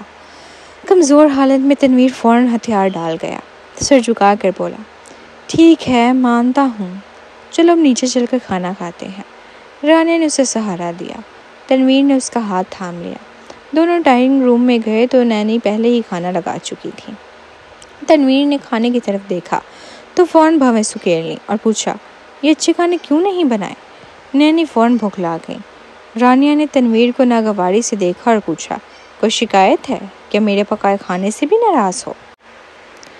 تم نے بنایا ہے؟ تنویر حیران رہ گیا۔ نینی جلدی سے کہا، جی یہ کھانا محترمہ علیزہ نے آپ کے لیے بنایا ہے۔ تنویر کو دل کو جیسے شہد مل گیا۔ اسے بالکل توقع نہیں تھی کہ رانیہ اس کے لیے کھانا پکائے گی۔ اگر اسے پہلے معلوم ہوتا کہ بیمار ہونے پر اتنی خدمت ملے گی تو وہ روز بیمار ہو جاتا۔ رانیہ، فریج میں بہت سی مزیدار چیزیں ہیں، تم اچھے اچھے کھانے بنایا کرو، میرے لیے، خود کو مت روکو، تنویر نے تیزی سے کہا۔ رانیہ نے اسے گھور کر دیکھا اور بولی، تمہیں میری بڑی تعریف ہے، یہ بھی غنیمت ہے کہ میں یہ سب بنا پائی۔ سچ کہہ رہا ہوں، تمہارے خوبصورت ہاتھ ہر کام میں ماہر ہے۔ 2 منٹ بعد جب تنویر نے پہلا نوالا منہ میں ڈالا تو اس کی ناک اور آنکھیں ایک ساتھ سکڑ گئیں۔ یہ ذائقہ واقعی بیان سے باہر تھا۔ یوں کہنا مبالغہ نہ ہوگا کہ یہ تنویر کی زندگی کا سب سے بدترین کھانا تھا۔ تنویر نے اپنی زندگی میں کبھی بھی اپنے معدے کے ساتھ ظلم نہیں کیا تھا۔ مزے کا نہیں ہے؟ رانیہ نے اسے دیکھ کر پوچھا۔ مزے کا ہے؟ یہ تو اب تک کا سب سے بہترین ہے۔ تنویر نے ہمت کر کے نوالا منہ میں ڈالا اور کھاتا گیا، ساتھ ہی چھپ کر رانیہ کو دیکھنے لگا جب وہ چاپ سٹک اٹھا کر خود کھانے لگی۔ تنویر کو لگا جیسے ہی رانیہ پہلا نوالا لے گی تو فوراً سمجھ جائے گی کہ کھانا پھیکا ہے، لیکن ایسا نہ ہوا۔ وہ کچھ مایوس سا ہوا، شاید بیماری کی وجہ سے اس کے ذائقے کی حس ہی خراب ہو گئی تھی۔ رانیہ نے اچانک کہا، میں کھانا بنانے میں اچھی نہیں ہوں، میں مسالے کم ڈالتی ہوں، نمک اور تیل بھی کم۔ میرا خیال ہے کہ یہ سب کم کھانے سے صحت بہتر رہتی ہے۔ پہلے مجھے بیماری یا مرنے جینے کی پرواہ نہیں تھی، لیکن بچے کے بعد لگتا ہے بیمار نہیں ہونا چاہیے۔ کم از کم اتنی زندگی تو ہونی چاہیے کہ علی محفوظ بڑا ہو جائے۔ تنویر کا دل ہلکا سا کام گیا۔ اس نے آہستہ سے رانیہ کا ہاتھ تھام لیا اور نرم لہجے میں کہا، ایسی باتیں مت کرو، میں چاہتا ہوں کہ تم لمبی عمر جیو، نہ صرف ایلی کو بڑا ہوتا دیکھو بلکہ میرے اپنے بچوں اور پوتے پوتیوں کو بھی گھر میں کھیلتا دیکھو۔ امید ہے۔ رانیہ کے ہونٹوں پر ہلکی سی مسکراہٹ ابھری۔ ہاں، تنویر اس کے کان کے قریب جھک کر بولا، اور میں ڈاکٹر ہوں، میں ضرور تمہیں اور ہمارے بچے کو محفوظ رکھوں گا۔ رانیہ، ہم نے اپنی سب سے قیمتی عمر کھو دی، باقی زندگی میں چاہتا ہوں کہ تمہارے ساتھ بڑھاپے تک جاؤں، جب تک بال سفید نہ ہو جائیں۔ رانیہ چونک گئی، وہ اتنے آگے کے بارے میں سوچنے سے ڈرتی تھی، مگر تنویر کی آنکھوں کی تپش بہت گہری تھی۔ رانیہ نے نظریں جھکا لیں اور پلیٹ میں سے کھانا اس کے سامنے رکھ دیا۔ کھاؤ، کھانے کے وقت باتیں مت کرو۔ تنویر کے ہونٹ ہلکی سی مسکراہٹ میں ڈل گئے۔ وہ سب کچھ کھا گیا۔ دراصل بھوک زیادہ نہ تھی، مگر چونکہ رانیہ نے اس کے لیے خود بنایا تھا اس لیے ذائقہ بھی ہو وہ ضائع نہیں کرنا چاہتا تھا۔ دوپہر کے بعد بخار کچھ کم ہوا تو رانیہ اپنے گھر لوٹ آئی۔ مسز واسطی فوراً آگے بڑھی اور پوچھا، تنویر کی طبیعت بہتر ہوئی؟ تم نے اچھی طرح خیال رکھا؟ رانیہ نے بیزاری سے کہا، اب تو آپ کو اس کی فکر مجھ سے زیادہ ہے۔ پریشان نہ ہو، میں ہر وقت اس کا خیال رکھا، جسمانی ٹھنڈک بھی کی اور دوپہر میں کھانا بھی بنایا۔ تم نے خود کھانا بنایا؟ مسز واسطے ایک لمحے کو ٹھٹ گئی، پھر ناک بو چڑھاتے ہوئے بولیں، تمہارے ہاتھ کے کھانے سے تو لگتا ہے جیسے انسان کو بیمار کرنے کی کوشش کی ہو۔ رانیہ کا حسین چہرہ فوراً سیاہ پڑ گیا۔ امی کیا کہہ رہی ہیں آپ؟ اس نے سب کچھ کھایا اور میری تعریف بھی کی، تو پھر واقعی مزیدار رہا ہوگا، حالانکہ میں تو تمہارے کھانے سے گھٹ گھٹ جاتی ہوں۔ مسز واسطی نے ہنستے ہوئے چھیڑا، یہ صرف تنویر ہی ہے جو تمہارے ہاتھ کا کھانا سہ سکتا ہے، اس کی قدر کرنا۔ 2 دن بعد تنویر بالکل ٹھیک ہو گیا۔ مسز واسطی نے خود لوگوں کو بلایا اور اس کے لیے مختلف طاقتور یخنی اور قیمتی غذائیں تیار کروائیں، جیسا کہ دیسی مرغی کا پتلا شوربہ، میمنے کا شوربہ، ہرن کے سینگ کا سفوف اور سمندری کھیڑے۔ لیکن یہ سب ٹونکس تنویر کے لیے الٹا مسئلہ بن گئے۔ اس کی صحت کا وہ پہلو تو پہلے ہی کافی مضبوط تھا، اب ان ٹونکس سے وہ اور زیادہ بے قابو ہو گیا۔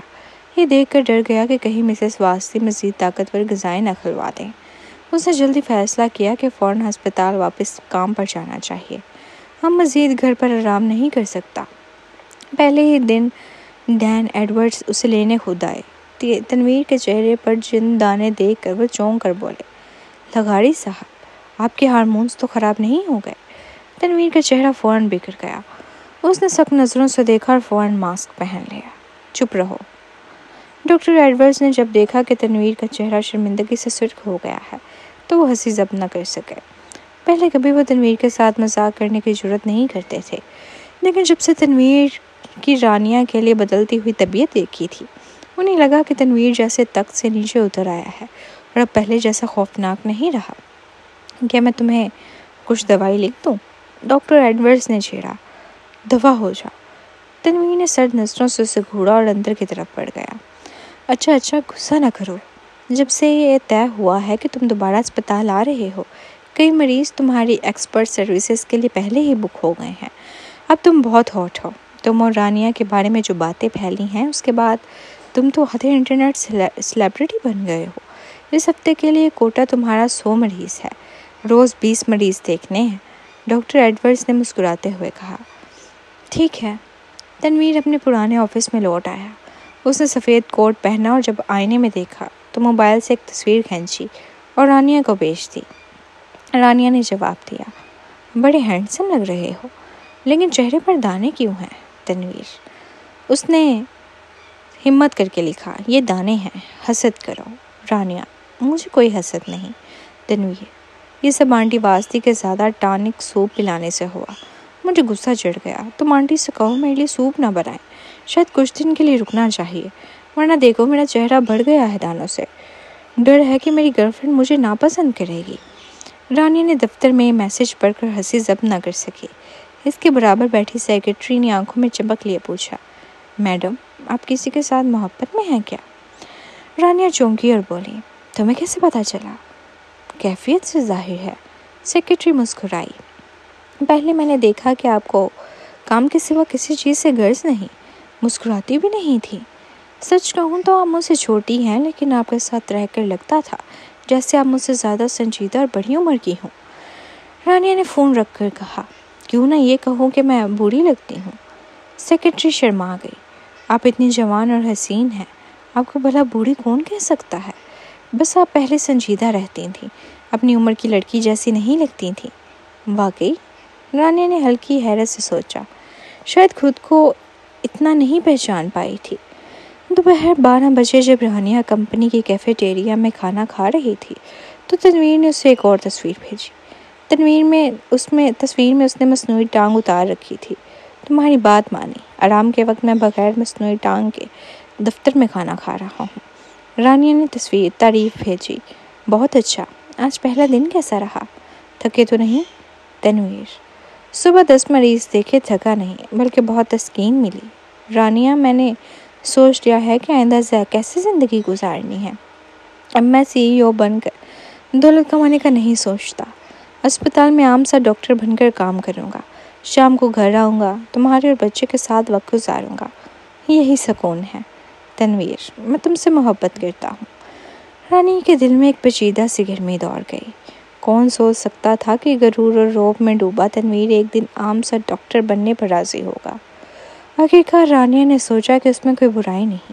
پہلے تنویر نے ہمیشہ اسے غیر محفوظ محسوس کروایا، لیکن اب جب وہ تخت چھوڑنے کو تیار تھا تو رانیہ کے لیے زیادہ اطمینان بخش تھا۔ رانیہ بھی جواب لکھنے ہی والی تھی کہ اچانک گرل فرینڈ گروپ میں فڑیا نے میسج کیا، سبی اور میں شادی اکٹھی کرنے کا پلان بنا رہے ہیں۔ رانیہ، تم بھی شامل ہونا چاہو گی؟ رانیہ، یہ کیا تھا؟ شادی کس کی؟ ایک لفظ بھی اس کی سمجھ میں نہیں آیا۔ فڑیا نے مسکراتے ہوئے کہا، ریان نے کل رات مجھے پرپوز کیا۔ رانیہ چونکی ضرور، مگر فوراً ہی سمجھ گئی کہ یہ غیر متوقع نہیں تھا۔ ہاں، تم دونوں کو 2 سال ہو گئے ہیں، رشتہ جتنا لمبا کھینچے اتنا ہی اچھا نہیں رہتا۔ فریہ نے بھی ہاں میں ہاں ملائی۔ میں بھی یہی سوچتی ہوں، ریان بہت اچھا ہے اور سنبھالنے کے قابل ہے۔ پچھلے 2 سالوں نے میرے پچھلے رشتے کے خوف کو بھی کم کر دیا ہے، اس لیے میں نے اس کی شادی کی پیشکش کو قبول کر لی۔ وہ مسکراتے ہوئے بولی۔ میں نے سبی کو بتایا تو وہ کافی جیلس ہوئی، پھر جا کر شہزام پر برس پڑی کہ شادی کیوں نہیں ہوئی۔ شہزام فوراً مان گیا اور کہا کہ ہم بھی تمہارے ساتھ شادی کریں گے۔ ہم لوگ اسے زیادہ شاندار نہیں بنانا چاہتے، بس سمندر کنارے ہوٹل میں خاندان اور دوستوں کے ساتھ ایک چھوٹی سی شادی کافی ہوگی۔ رانیہ نے مزاق کیا۔ بہت خوب، ایک ہی وقت میں 2 شادیاں ہو جائیں گی۔ فریہ نے شرارت سے پوچھا۔ پھر تم کیوں نہیں شامل ہوتی؟ ویسے بھی تم اور تنویر دوبارہ ساتھ ہو گئے ہو۔ رانیہ لمحے بھر کے لیے ٹھٹکی، پھر فوراً انکار کر دیا۔ نہیں، ابھی ہمیں زیادہ وقت نہیں ہوا، پھر میرا اور تنویر کا رشتہ تمہارے جیسا آسان نہیں ہے۔ فریہ نے پھر پوچھا، کیا مطلب یہ ہے کہ تم دونوں الگ ہو سکتے ہو؟ نہیں، رانیہ کے دل میں ہلکی سی پیچیدگی تھی۔ ہم دوبارہ ساتھ ضرور ہیں، لیکن پہلے جیسا کبھی نہیں ہو سکتا۔ میرے دل میں ابھی کچھ زخم ہے اور وقت لگے گا۔ فریہ نے مسکرا کر کہا، جب ساتھ رہنے کا فیصلہ کر لیا تو اتنا سوچنے کی ضرورت نہیں۔ خیر، اگر شادی میں شامل نہیں ہونا تو کم از کم ہماری برائڈز میڈ ضرور بننا اور کچھ رقم بھی دینا۔ رانیہ نے نرمی سے کہا، کوئی مسئلہ نہیں۔ فون بند کرنے کے بعد رانیہ دل ہی دل میں جذباتی ہو گئی۔ وہ اپنی دوستوں کی خوشی پر خوش تھی، حسد نہیں۔ لیکن جہاں وہ مطمئن تھی وہاں تنویر حسد سے بڑا ہوا تھا۔ ہسپتال سے چھٹی کے بعد شہزام نے تنویر کو کال کی۔ میں اور صبرین اگلے مہینے مالدیپ جا رہے ہیں شادی کے لیے، تم وقت نکالنا اور میرا بیسٹ مین بننا۔ تنویر کی آنکھوں میں جلن اتر آئی۔ کتنے سال ہو گئے تم دونوں کو، تمہارے بچے بھی بڑے ہو گئے، پھر بھی مالدیپ میں شادی؟ صبرین کو شرم نہیں آتی؟ شہزام نے کہکا لگایا، کیوں نہیں؟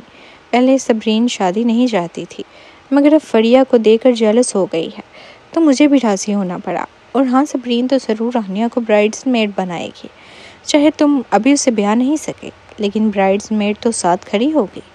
تنویر، اس کا چہرہ سخت بگڑ گیا۔ فکر نہ کرو، وقت پر ضرور آؤں گا۔ گھر لوٹنے کے بعد تنویر سیدھا رانیہ کے گھر کھانے گیا۔ وہ جانتا تھا کہ کھانے کے بعد آنٹی واسطی ضرور روک لیں گی، اور ویسے بھی پورا دن علی کو دیکھے بغیر گزارنا اسے مشکل لگا تھا۔ اس نے اپنے بیٹے کو اٹھایا اور آہستہ سے کہا، جلدی بڑے ہو جاؤ، پھر اپنی ماں اور میرے لیے فلاور گرل بننا۔ علی کھلکھلا کر مسکرایا، آنکھیں جگمگا اٹھیں اور ہاتھ بڑھا کر تنویر کے خوبصورت چہرے کو چھونے لگا۔ مان بھی گیا، یہ ہوئی نا بات میرے بیٹے، تنویر نے پیار سے کہا۔ تم دونوں کیا سرگوشیاں کر رہے ہو؟ رانیہ بھی دفتر سے واپس آ گئی تھی۔ اس نے جب انہیں دیکھا تو اس کے حسین چہرے پر بے اختیار مسکراہٹ پھیل گئی۔ اب کی بار اس نے غور کیا تو واقعی ایسا لگا جیسے باپ بیٹا ایک ہی سانچے میں ڈھلے ہوں۔ یہ تو بالکل واضح تھا کہ علی اکتوبر میں پیدا ہوا تھا، پھر اس کی ماں سے کچھ بھی مشابہت کیوں نہیں تھی؟ یہ سوچ کر رانیہ کے دل میں ہلکی سی اداسی اتر آئی۔ میں کہہ رہا ہوں کہ علی جلدی بڑا ہو جائے اور ہماری شادی میں فلاور گرل بنے، تنویر نے ڈھیٹ پن سے اصل بات کہہ دی۔ رانیہ نے باہوں پر ہاتھ باندھ کر اس کی طرف مسکرا کر دیکھا۔ تمہارے خیالات واقعی بہت حسین ہیں، خواب بھی کچھ زیادہ ہی معصوم ہیں۔ یہ خواب کیوں ہے رانیہ؟ میں تو کافی لمبے عرصے سے سوچ رہا ہوں، شادی ضروری ہے۔ میں تم سے چھپا نہیں رہا، تمہاری سہیلیاں صبرین اور فریہ دونوں کی شادیاں ہو رہی ہیں، تمہیں ان پر ذرا بھی رشک نہیں آتا؟ تنویر نے پوچھا۔ رانیہ نے بے نیازی سے کہا، رشک کیسا؟ شادی بہت جھنجھٹ بڑی چیز ہے، مہمان بلاؤ، دعوت کرو، شادی کے دن ریہرسل، پھر سب کے سامنے حلف لینا کہ زندگی بھر تمہیں چاہوں گی۔ میں نے نہ جانے کتنی بار دلہن کا کردار ادا کیا ہے، کبھی قدیم ڈرامے میں، کبھی جدید میں۔ 2 دن بعد تو وہی حلف دہرا کر مجھے الٹی آنے لگتی تھی۔ تنویر، وہ تو بھول ہی گیا تھا کہ رانیہ ٹی وی سیریل میں کئی بار دلہن کا کردار نبھایا تھا۔ ایسا کیسے کہہ سکتی ہو؟ دلہا میں نہیں تھا، فرق تو پڑتا ہے، تنویر نے ہمت کر کے کہا۔ جب ہماری شادی ہوگی تو میں کچھ تیار نہیں کرنا، سب کچھ میں دیکھ لوں گا، بس تم آ جانا، یہی کافی ہوگا۔ رانیہ نے ہلکی سی طنزیہ ہنسی کے ساتھ کہا، کون سی شادی ایسی ہوتی ہے جس میں دلہن فجر سے پہلے اٹھ کر گھنٹوں میک اپ نہ کرے، بال سنوارنے سے لے کر تیار ہونے تک سب جھنجھٹ ہے۔ اصل میں زندگی سادہ ہونی چاہیے۔ قسمیں کھانے سے کیا ہوتا ہے؟ اگر خدا کے سامنے وعدہ کر بھی لیا تو کیا اس کا مطلب یہ ہے کہ ہم بڑھاپے تک ساتھ رہیں گے؟ مجھے تو شادیوں میں کوئی دلچسپی نہیں، یہ کہہ کر رانیہ نے تنویر کی طرف غور سے دیکھا۔ شاید تم میری سوچ نہیں سمجھتے، سچ پوچھو تو میں ایک بار مر چکی ہوں، موت کا ذائقہ چکھ چکی ہوں۔ اب اس زندگی میں کسی کے لیے جھکنا نہیں چاہتی۔ اگر مجھے شادی کرنی ہوئی تو خود کہہ دوں گی، اگر نہیں کرنی تو تمہارے کان کھانے سے بھی کوئی فائدہ نہیں ہوگا۔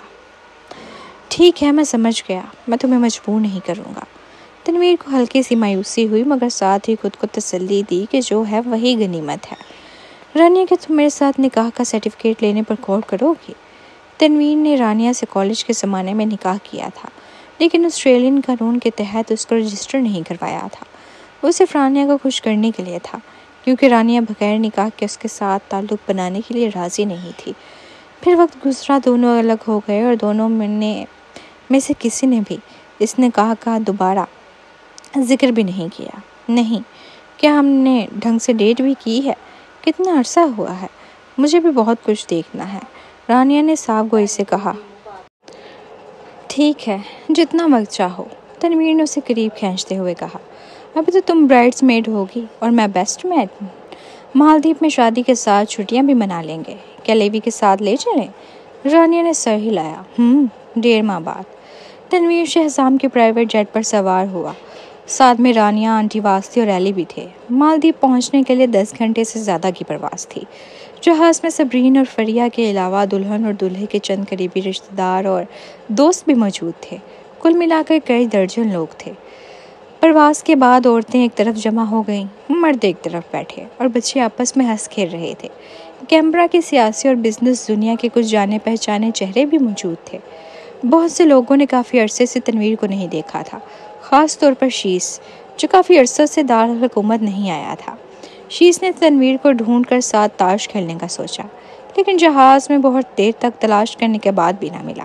اس نے پوچھا، مسٹر سوری، تنویر کہاں ہے؟ کیا وہ جہاز پر سوار نہیں ہوا؟ شہزام نے اپنی ٹھوڑی سے اشارہ کرتے ہوئے کھڑکی کے قریب بیٹھے ایک وجود کی طرف دیکھا۔ وہ رہا۔ شیس نے شہزام کے اشارے کی ہوئی سمت میں نظر ڈالی۔ کھڑکی کے پاس ایک آدمی نیلی کے سول شرٹ میں بیٹھا تھا، ایک بازو میں بچہ سنبھالے ہوئے، دوسرے میں بیبی بیگ لٹکائے اور ہاتھ میں فیڈنگ بوتل پکڑے بڑے آرام سے بچے کو دودھ پلا رہا تھا۔ شیس پلکیں جھپکاتے رہ گیا، جیسے آنکھوں نے دھوکہ دے دیا ہو۔ جب اس آدمی نے چہرہ اوپر اٹھایا اور ہونٹوں کے کنارے مسکراہٹ میں ڈوب گئے، شیس کے دماغ نے مزید چکر کھایا۔ یہ تو تنویر تھا، وہی تنویر جو ہمیشہ سرد مہر، مغرور اور شہزام سے بھی زیادہ ضدی مزاج کا مالک تھا۔ یہ تو کمال ہے، شہزام نے طنزی انداز میں کہا۔ میں سمجھتا تھا کہ میں باپ بننے کے ناطے کافی ہوں، مگر آج لگ رہا ہے کہ تنویر کے مقابلے میں تو بالکل فضول ہوں۔ شیس نے زور سے سر ہلایا۔ سچ کہا، کہیں ایسا تو نہیں کہ تنویر کو رانیہ نے پوری طرح قابو کر لیا ہے؟ شہزام خاموش ہو گیا۔ وہ کبھی زبان سے یہ نہیں کہہ سکتا کہ رانیہ ہی اصل میں نئی زندگی پائی ہوئی علیزہ ہے۔ اگر ایسا کوئی راز باہر آ گیا تو رانیہ کو تحقیق کے لیے پکڑنا مشکل نہ ہوتا، لیکن وہ شیس کی سوچ کو سمجھ سکتا تھا، جیسے کبھی اس نے بھی شک کیا تھا کہ تنویر پر علیزہ نے جادو کر دیا ہے۔ اگر یہ رانیہ ہے تو وہ بھی سمجھ سکتا ہے، آخرکار رانیہ ہی تو تنویر کی پہلی محبت تھی۔ شیس آگے بڑھا، تنویر کو دیکھ کر بولا، تنویر لگتا ہے تم اس عورت پر کچھ زیادہ ہی جان چھڑک رہے ہو۔ یہ بچہ تو تمہارا نہیں، پھر بھی موتی کی طرح سنبھال رہے ہو۔ میں تو لیزا کو مشکل سے جانتا ہوں، لیکن تم تو بالکل بدل گئے ہو۔ بات ختم ہوتے ہی تنویر نے اسے ایسے سرد اور چھری کی طرح کاٹتی نگاہوں سے دیکھا کہ شیس کا دم گھٹ گیا۔ شیس نے منہ بنا کر کہا، دیکھا یہی تو ہے تمہاری بے رحمی۔ میں تو سوچتا تھا سب کو محبت ہو جاتی ہے، بس تمہیں نہیں۔ میں نے تو اب تک بیوی بچے نہیں بنائے، مگر تم تو مجھ سے بھی ایک قدم آگے نکل گئے۔ تنویر نے ہنس کر کہا، معاف کرنا، 2 قدم آگے نکل گیا ہوں۔ 2 قدم؟ کہیں کوئی راز چھپا تو نہیں رہے؟ شیس چونکا۔ تنویر نے اسے گھاس نہ ڈالی۔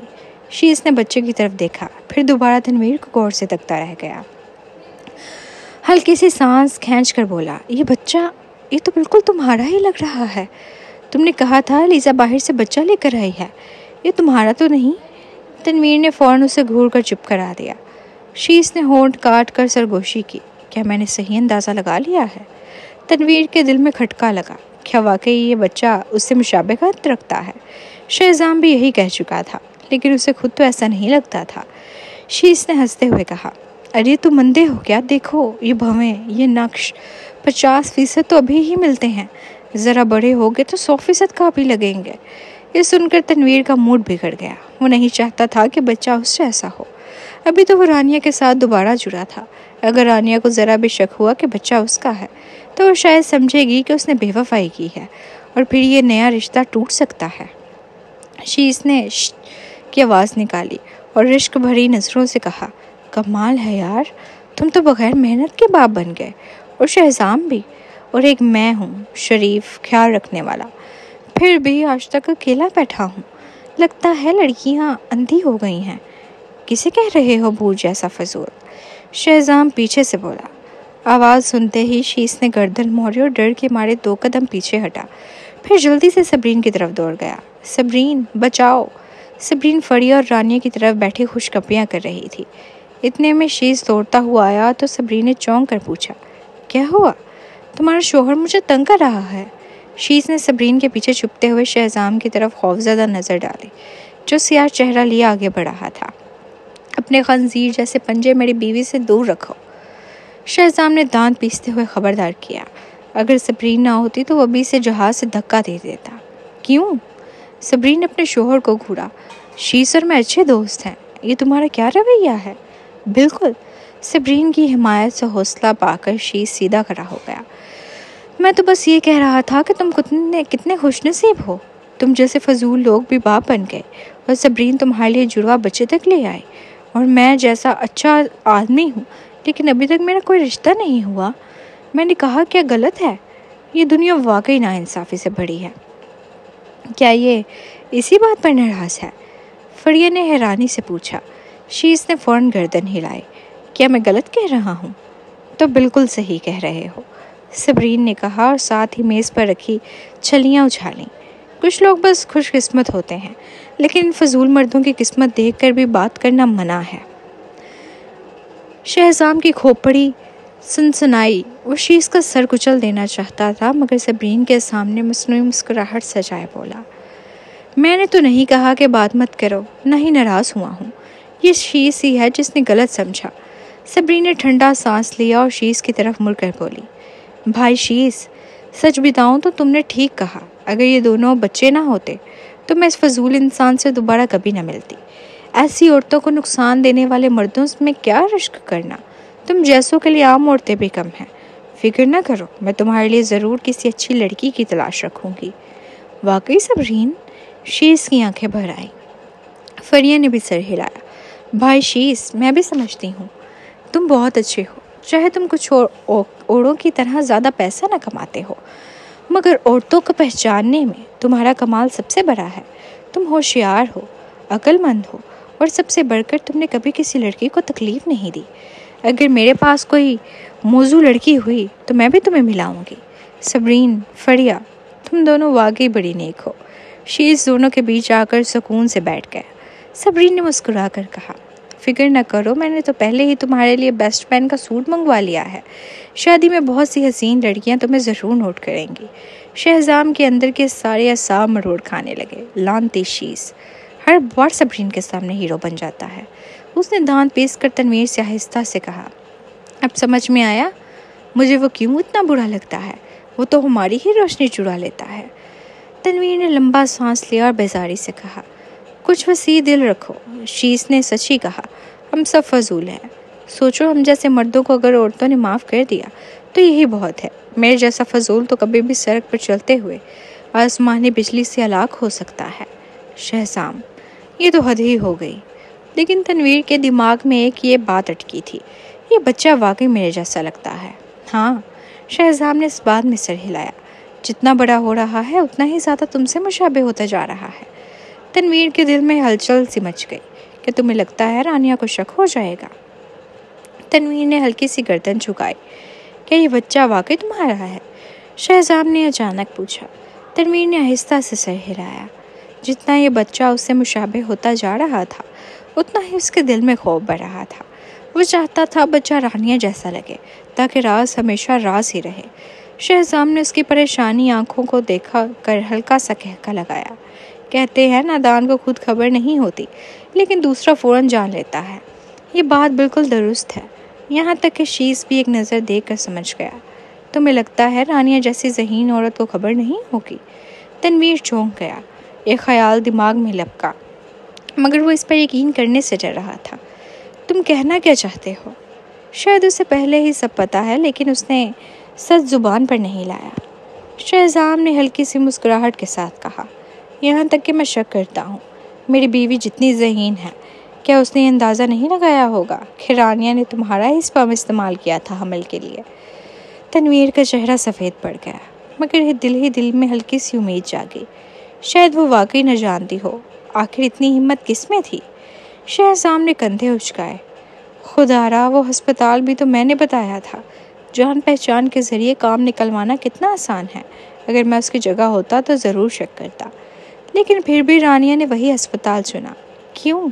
شاید اس نے سوچا کہ اگر بچے کا باپ تم ہی ہو بھی گئے تو فرق نہیں پڑے گا، بلکہ تمہیں جتنا جانتی ہے اسے یہ بھی معلوم ہوگا کہ تم کبھی برداشت نہیں کرو گے کہ کسی اور مرد کا بچہ اٹھائے۔ تنویر کا دل تیزی سے دھڑکنے لگا۔ اس کی نظر غیر ارادی طور پر رانیہ کی طرف اٹھی جو دور بیٹھی صبرین اور فریہ کے ساتھ باتوں میں مصروف تھی۔ اگر واقعی رانیہ کو پہلے ہی علم تھا تو کیا اس کا مطلب یہ تھا کہ اس نے جان بوجھ کر اس کا بچہ قبول کیا، یہاں تک کہ اس کی اولاد پیدا کرنے پر راضی ہو گئی؟ یہ سوچتے ہی تنویر کے وجیح چہرے پر سرخی دوڑ گئی۔ دل کی گہرائیوں میں ایک جوش ابھرا۔ شہزام، جب ہم مالدیپ پہنچے تو یاد رکھنا رانیہ اور مجھے ایک ہی کمرے میں رکھنا۔ شہزام نے آنکھیں گھما کر کہا۔ تو پھر کیا ہوگا؟ رانیہ تو تمہیں خواجہ سرا سمجھتی ہے۔ تنویر نے کھنکار کر کہا۔ تو کیا ہوا، پہلے باہوں میں تو سونے دو، پھر آہستہ آہستہ راستہ نکال لوں گا۔ 3-4 سال بعد کہہ دوں گا کہ میری صحت بہتر ہو گئی ہے، پہلے اسے میری قربت کی عادت تو پڑنے دو۔ بے شرم، شہزام نے ہنستے ہوئے گالی دی مگر آہستہ کہا، میں نے ہوٹل والوں سے بات کر لی ہے، تم دونوں کے لیے کمرہ ساتھ ہوگا، مگر خبردار اگر میری بیوی کو پتہ چلا تو مجھے اچھا خاصا سننا پڑے گا۔ تنویر مسکرایا۔ تیری بیوی تو ابھی شادی کی تیاریوں میں اتنی مصروف ہے کہ مہمانوں کا دھیان کہاں کرے گی؟ وہ دل میں آنے والے دنوں کا شدت سے انتظار کرنے لگا۔ یہ پہلی بار تھا کہ وہ اور رانیہ بیرون ملک ساتھ جا رہے تھے۔ جہاز مالدیپ پہنچا تو ہوٹل کی گاڑیاں سب کو لے گئی۔ صبرین اور فریہ سیدھے شادی کے جوڑے ٹرائی کرنے گئی۔ رانیہ بھی ان کے ساتھ ہو گئی۔ وہ رات کے 10 بجے کے بعد ہی واپس کمرے میں لوٹی۔ کمرے میں داخل ہوتے ہی وہ سیدھی صوفے پر گر گئی۔ کمرے میں بچے کی آواز گونجی۔ رانیہ نے بنا سر اٹھائے کہا، امی، ایلی کو لے آؤ، میرا سینہ تھوڑا بڑا ہوا ہے، وہی سکون دے گا۔ چپلوں کی چاپ سنائی دی، پھر کوئی آہستہ سی ایلی کو اس کی باہوں میں تھما گیا۔ رانیہ نے آنکھیں کھولیں، پہلے ایلی، پھر وہ ہاتھ جس نے اسے تھاما تھا، یہ ہاتھ اماں کے نہیں لگ رہے تھے۔ وہ چونک کر مڑی۔ تنویر خاکی ہوم ٹراؤزر اور سفید ٹی شرٹ میں مسکراتے ہوئے اسے دیکھ رہا تھا۔ تنویر، تم میرے کمرے میں کیا کر رہے ہو؟ رانیہ کے لہجے میں سخت ناراضی تھی۔ تنویر نے ایبرو اٹھائے اور کچھ کہے بغیر مسکرا دیا۔ رانیہ نے چند لمحے اسے گھورا، پھر ایلی کو اٹھایا اور آگے بڑھنے لگی۔ پیچھے سے ایک مضبوط بازو نے اس کی کمر کو تھام لیا۔ تنویر نے اسے اپنے قریب کھینچتے ہوئے آہستہ سے کہا، اتنی ڈری ہوئی ہو جیسے میں تمہیں کھا جاؤں گا۔ رانیہ نے پلٹ کر اسے اوپر سے نیچے دیکھا اور سرد لہجے میں بولی، بس تم میں یہ صلاحیت بھی باقی ہے؟ تنویر کے چہرے پر ایک پل کے لیے جمود چھا گیا۔ اس کے وجہ صورت پر ہلکی سی اداسی اتر آئی۔ رانیہ کو اچانک احساس ہوا کہ شاید اس نے اس کے زخم پر نمک چھڑک دیا ہے۔ تنویر نے اس کی کمر کو مضبوطی سے تھامتے ہوئے کہا، جب تمہیں پتا ہے کہ میرے پاس یہ صلاحیت نہیں تو پھر ڈر کس بات کا ہے؟ رانیہ، یہیں رہ جاؤ، باقی کمرے بڑے ہوئے ہیں، تمہیں یہیں رکنا ہوگا۔ رانیہ نے غصے سے پیر پٹکا، یہ سب تم نے جان بوجھ کر شہزام سے کہلوا کر کروایا ہے نا؟ تنویر خاموش ہو گیا۔ بس تیوری چڑھا دی، کل صبح میں یہ سب سبی کو بتاؤں گی، پھر دیکھتی ہوں تمہارا بھائی اپنی شادی کی رات کمرہ روسی دیکھ پاتا ہے یا نہیں۔ رانیہ نے دانت پیستے ہوئے کہا۔ تنویر نے ہلکی سی کھانسی کی اور دھیرے سے بولا، رانیہ، شادی کی رات میں صرف شہزام سے نہیں بھگتے گا۔ رانیہ لمحے بھر کر رکی، پھر الجھ کر اسے خالی نظروں سے دیکھنے لگی۔ اس کی معصوم صورت دیکھ کر تنویر ہنسی روک نہ سکا۔ اس نے نرمی سے اس کی ناک پر انگلی رکھی اور کہا، رانیہ، جب دو لوگ ایک دوسرے سے محبت کرتے ہیں تو شادی کی رات ایک یادگار لمحہ ہوتا ہے۔ یہ ہر لڑکی کا خواب ہوتا ہے۔ اپنی وقتی ضد کے چکر میں اپنی سہیلی کے دن کو کیوں برباد کرو گی؟ رانیہ نے جھنجھلا کر کہا، تو پھر یہ سب تمہاری چالیں تھیں اور میں نے بلا وجہ تمہارے جال میں پھنسنا ہے؟ تنویر نے نرمی سے کہا، ایسا نہیں ہے، بس اتنا سا صبر کر لو جب تک ان کی شادی مکمل نہ ہو جائے، پھر جو چاہو کر لینا۔ رانیہ نے اسے اوپر نیچے دیکھا اور طنز کیا، بہت ہی بے شرم نکلے ہو تم، شہزام بھی تمہارے ساتھ مل گیا؟ تنویر نے کہکا لگایا، کیا کروں، مجھے دوستوں سے زیادہ ایکس کی پرواہ ہے۔ پھر وہ جھک کر اس کے ہونٹوں کو چھو گیا۔ رانیہ، یہ کون سی لپسٹک ہے؟ خوشبو تو کمال ہے۔ رانیہ شرما کر پیچھے ہٹی، دور رہو مجھ سے۔ اس کے لہجے کی نرمی اور رخساروں کی لالی نے تنویر کے دل کو گرما دیا، لیکن ان کے بیچ میں دیے ایلی نے منہ بسور کر زور سے رونا شروع کر دیا۔ تنویر نے مسکراتے ہوئے بیٹے کے ننھے گال کو چھوا اور بولا، چھوٹے ایلی، تمہاری مما کا سینہ بھاری لگ رہا ہے، جلدی سے ان کی تکلیف دور کر دو۔ پھر وہ دروازے کے پاس جا کر ٹیک لگا گیا اور اشارہ کیا کہ رانیہ ایلی کو دودھ پلائے۔ رانیہ دانت پیستے ہوئے صوفے پر بیٹھ گئی اور پیٹ کر بیٹے کو دودھ پلانے لگی۔ اسی دوران تنویر نے اس کا بیگ کھولا اور اس کے لیے کپڑے نکالنے لگا۔ رانیہ کا دل چاہا وہ چیخ پڑے، مگر ایلی سکون سے دودھ پی رہا تھا۔ اس نے بس تیز نظروں سے تنویر کو گھورا۔ تنویر نے بے پرواہ انداز میں کہا، رانیہ، تمہارے کپڑے رکھ دیے ہیں، کھانے کے بعد تم نہا لینا، میں تمہارے لیے بات تیار کرتا ہوں۔ اس کی لنگڑاتی ٹانگیں گھسیٹتی ہوئی باتھ روم کی طرف بڑھیں۔ رانیہ کا دل چاہا سخت بولے، مگر بے اختیار کہہ بیٹھی، سنبھل کر جانا، کہیں پھسل نہ جانا۔ تنویر کے لبوں پر گہری مسکراہٹ پھیل گئی، فکر مت کرو۔ کچھ دیر بعد جب رانیہ نے ایلی کو دودھ پلا لیا، تنویر باتھ روم سے باہر آیا۔ اس نے غسل کے لیے ایک ٹب تیار کیا تھا جس میں گلاب کی پتی اور خوشبودار تیل کی مہک تھی۔ رانیہ نے اسے باہر نکال دیا اور پھر خود آرام دہ غسل میں ڈوب گئی۔ خوشبو اتنی دل نشین تھی کہ دن بھر کی تھکن لمحوں میں دور ہو گئی۔ رانیہ گھنودگی میں تھی، وہ تقریباً سو ہی گئی تھی کہ کانوں میں تنویر کی مدھم آواز آئی، رانیہ، سو مت۔ اس نے آنکھیں کھولی تو تنویر کا وجیح چہرہ اس کے قریب دکھائی دیا۔ رانیہ بے حد تھکی ہوئی تھی، آدھی نیند میں جاگی اور سر گھومنے لگا۔ اس نے ہاتھ سے آنکھیں ملی، میں سو کیوں گئی تھی؟ اس کے ہاتھ بھیگے ہوئے تھے۔ تب اسے احساس ہوا کہ وہ اب بھی برہنہ حالت میں غسل ٹب میں لیٹی ہے۔ گلاب کی سرخ پتیوں کے درمیان اس کا جسم ہلکی روشنی میں نمایاں ہوا۔ تنویر ٹب کے کنارے کھڑا تھا، ہاتھ میں نیا تولیہ تھامے۔ یہ منظر رانیہ کے دل پر بجلی کی طرح گرا۔ وہ ایک دم پوری طرح جاگ اٹھی۔ وہ چھپنا چاہتی تھی مگر ٹب میں چھپنے کی کوئی جگہ ہی نہیں تھی۔ اس کا چہرہ جھٹ سے سرخ ہو گیا۔ کس نے کہا تھا کہ دستک دیے بغیر اندر آؤ، فوراً باہر نکلو؟ میں نے پکارا تھا، تم نے سنا ہی نہیں۔ تنویر نے نرمی سے وضاحت دی، میں ڈر گیا تھا کہ کہیں تمہیں کچھ ہو نہ جائے۔ جانا، اتنی دیر تک پانی میں نہ بیٹھو، 40 منٹ سے زیادہ بھیگنے سے صحت کے لیے اچھا نہیں ہوتا۔ پتہ ہے مجھے، اب جاؤ، مجھے کپڑے پہننے ہیں۔ رانیہ نے غصے سے کہا، ٹھیک ہے۔ تنویر نے مسکراہٹ دبائی۔ رانیہ کو یوں شرماتے دیکھنا اس کے لیے نایاب لمحہ تھا۔ وہ مزید اسے ناراض نہیں کرنا چاہتا تھا، اس لیے تولیہ رکھ کر خاموشی سے باہر نکل گیا۔ رانیہ نے دونوں ہاتھوں سے منہ ڈھانپ لیا۔ اب تو وہ باہر ہی نہ جانا چاہتی تھی، مگر جانا مجبوری تھی۔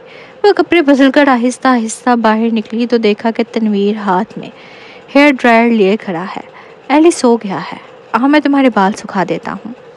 رانیہ نے بور چڑھا لی، نہیں، میں خود کر لوں گی، اتنے لمبے بال ہیں تمہارے، کیوں نہ تم فون پر کھیلتی رہو اور میں یہ کام کر دوں؟ تنویر نے ڈباتے ہوئے کہا۔ رانیہ لمحہ بھر کو نرم پڑی، واقعی وہ تھکی ہوئی تھی اور اس کے بال گھنے اور بھاری تھے۔ کیا تم کر سکو گے؟ مجھے نہیں آتا، تم سکھا دینا، پھر میں روز تمہارے بال خوش کروں گا، تنویر نے ہنس کر کہا۔ رانیہ نے آنکھیں گھمائیں، خواب اچھا ہے؟ تنویر دھیرے سے بولا، رانیہ، ہم ایک دوسرے کو ڈیٹ کر رہے ہیں، ایک ہی بستر پر سونا تو عام سی بات ہے، جب تک کہ تم مجھے ادھورا مرد نہ سمجھتی ہو۔ رانیہ کا دل کانپ سا گیا۔ ایسا نہیں ہے، مگر اگر میں تمہیں حقیر سمجھتی تو تمہارے ساتھ کبھی رشتہ نہ رکھتی۔ پھر وہ خاموشی سے بیٹھ گئی۔ تنویر نے ڈرائر آن کیا اور چچکتے ہوئے اس کے بال سکھانے لگا۔ رانیہ نے سکھایا، نیچے سے اوپر نہیں، اوپر سے نیچے چلاؤ، ورنہ میں سنہری شیر لگوں گی۔ کل مجھے برائڈس میڈ بننا ہے، سٹائلنگ خراب ہو جائے گی۔ ٹھیک ہے، تنویر نے سنجیدگی سے کہا۔ کبھی وہ سمجھتا تھا کہ عورتوں کے بال سکھانا فضول اور تھکا دینے والا کام ہے، لیکن آج وہ اس لمحے کو دل سے انجوائے کر رہا تھا۔ رانیہ فون پر خبریں دیکھنے لگی۔ دل ہی دل میں مان گئی کہ احساس واقعی سکون دہ ہے۔ کم از کم اسے آئینے کے سامنے کھڑے ہو کر اپنے ہاتھ نہیں تھکانے پڑے۔ رات کو جب وہ بستر پر جانے لگی تو دیکھا کہ علی درمیان میں سو رہا ہے، دونوں طرف جگہ خالی ہے۔ تم ایک طرف سو جاؤ، تنویر نے مسکرا کر کہا۔ اس طرح علی بھی نہیں گرے گا۔ علی کی موجودگی میں رانیہ کو اطمینان تھا کہ وہ کوئی حرکت نہیں کرے گا۔ وہ لیٹ گئی۔ تنویر نے آہستہ سے اس کا ہاتھ تھام لیا۔ رانیہ نے کچھ نہ کہا اور جلد ہی سو گئی۔ آدھی رات کو علی بھوک سے جاگا۔ رانیہ نے نیم خوابیدہ حالت میں اسے گود میں لیا اور دودھ پلانے لگی۔ جب آنکھیں بند ہونے لگیں تو کسی نے علی کو اس کی باہوں سے اٹھا کر کپڑے درست کر دیے۔ رانیہ نے مدھم نظروں سے اوپر دیکھا۔ تنویر کا چہرہ چاندنی میں ڈوبا ہوا تھا۔ سو جاؤ، میں ہوں نا۔ اس نے سرگوشی کی اور رانیہ کو اپنے بازوؤں میں کھینچ کر پیشانی پر بوسہ دیا۔ رانیہ نے کبھی سوچا بھی نہ تھا کہ وہ تینوں یوں سکون سے سو سکتے ہیں۔ اکثر جب وہ صرف علی کے ساتھ سوتی تھی تو وہ رات میں کئی بار جاگ جاتی، ڈرتی کہ کہیں وہ لحاف نہ پھینک دے، اور نتیجہ یہ ہوتا کہ وہ خود پوری رات آرام سے سو نہ پاتی۔ لیکن اب تنویر کے ساتھ اسے انجانے میں ہی زیادہ اطمینان محسوس ہوا، جیسے سب کچھ صرف اس کے کندھوں پر نہ رہا ہو۔ اگلی صبح ایک بوسے نے رانیہ کو جگایا۔ جانے من اٹھ جاؤ، آج تمہیں برائڈ میڈ بننا ہے، جلدی تیار ہونا ہوگا، تنویر نے ہلکی مسکراہٹ کے ساتھ کہا، مگر حقیقت یہ تھی کہ وہ اپنے فائدے کے لیے اسے چوم کر جگا رہا تھا۔ رانیہ نے نیم گنودگی میں آنکھیں کھولی۔ نیند اب بھی بھاری تھی اور ہلنے کا دل نہیں چاہ رہا تھا۔ کہ بستر میں ہی پڑی رہو گی؟ تنویر نے اس کی سست حالت دیکھ کر ہنستے ہوئے کہا۔ تو پھر میں ہی تمہارے کپڑے بدل دیتا ہوں۔ وہ ایک ٹانگ پر ہلکا سا لنگڑاتے ہوئے کلوزٹ سے برائڈ میڈ کا لباس نکال لایا۔ رانیہ گھبرا کر اٹھ بیٹھی۔ یہ کیا کر رہے ہو؟ تم آرام سے لیٹے رہو، میں خود کر لوں گی۔ میں بالکل ٹھیک ہوں، تنویر نے ضد سے وہ لباس اس کی باہوں میں تھما دیا۔ رانیہ جلدی سے اٹھ کر تیار ہونے چلی گئی، لیکن جب ڈریسنگ روم میں لباس پہننے لگی تو زپ کسی طور بند نہ ہوئی۔ کافی دیر کوشش کے بعد اس کا دل چاہا کہ رونے لگے۔ اچانک دروازہ کھلا۔ تنویر اندر داخل ہوا اور اس کی نگاہوں کے سامنے رانیہ کی برف جیسی سفید پشت نمایاں تھی۔ اس کے گھنے سیاہ بال شانوں پر گرے ہوئے تھے، جو اس کی جلد کے ساتھ ایک دلکش تضاد پیدا کر رہے تھے۔ تنویر نے اس بدن کو پہلے بھی دیکھا تھا، تب جب اسے زبردستی قریب کیا گیا تھا، لیکن تب وہ نہیں جانتا تھا کہ وہ دراصل رانیہ ہے۔ اس وقت اس کے دل میں کوئی پرواہ نہ تھی۔ اب جب وہ جانتا تھا کہ یہ وہ عورت ہے جس سے وہ دل و جان سے محبت کرتا ہے، تو بس ایک نظر ڈالنا ہی اس کے لیے مشکل ہو گیا۔ وہ تیزی سے نظریں جھکا کر ادھر ادھر دیکھنے لگا تاکہ خود کو قابو میں رکھ سکے۔ رانی اصل میں چاہتی تھی کہ وہ اس پر برس پڑے کہ دروازہ کھٹکھٹائے بغیر اندر کیوں آیا، مگر یہ دیکھ کر کہ وہ خود اس سے زیادہ گھبرا رہا تھا، وہ کچھ نہ کہہ سکی۔ ویسے بھی لباس کی زپ اس کے بس میں نہ تھی، اس لیے مجبوراً بدل لینا پڑی۔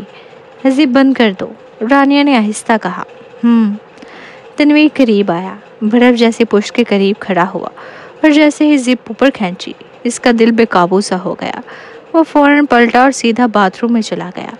رانیہ وہ سوچ رہی تھی کہ شاید وہ لپک کر اسے چومنے آ جائے گا، مگر وہ تو خرگوش سے بھی زیادہ تیز بھاگ گیا۔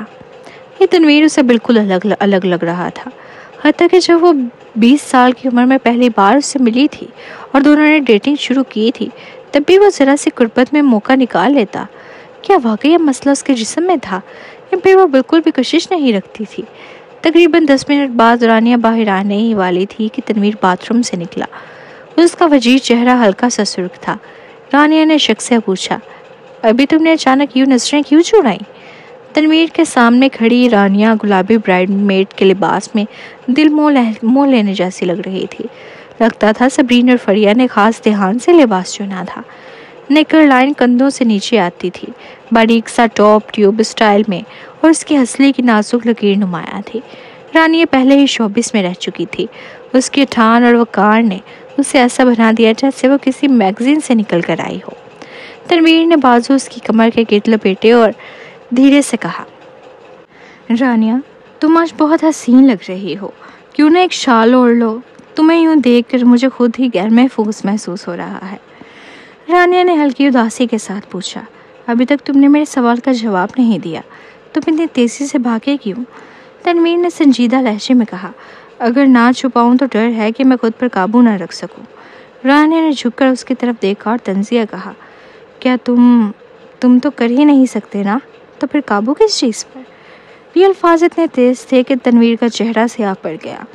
رانیہ اگر تمہاری بات سچ ہو تو پھر میرا سارا چاہت رکھنا فضول ہے۔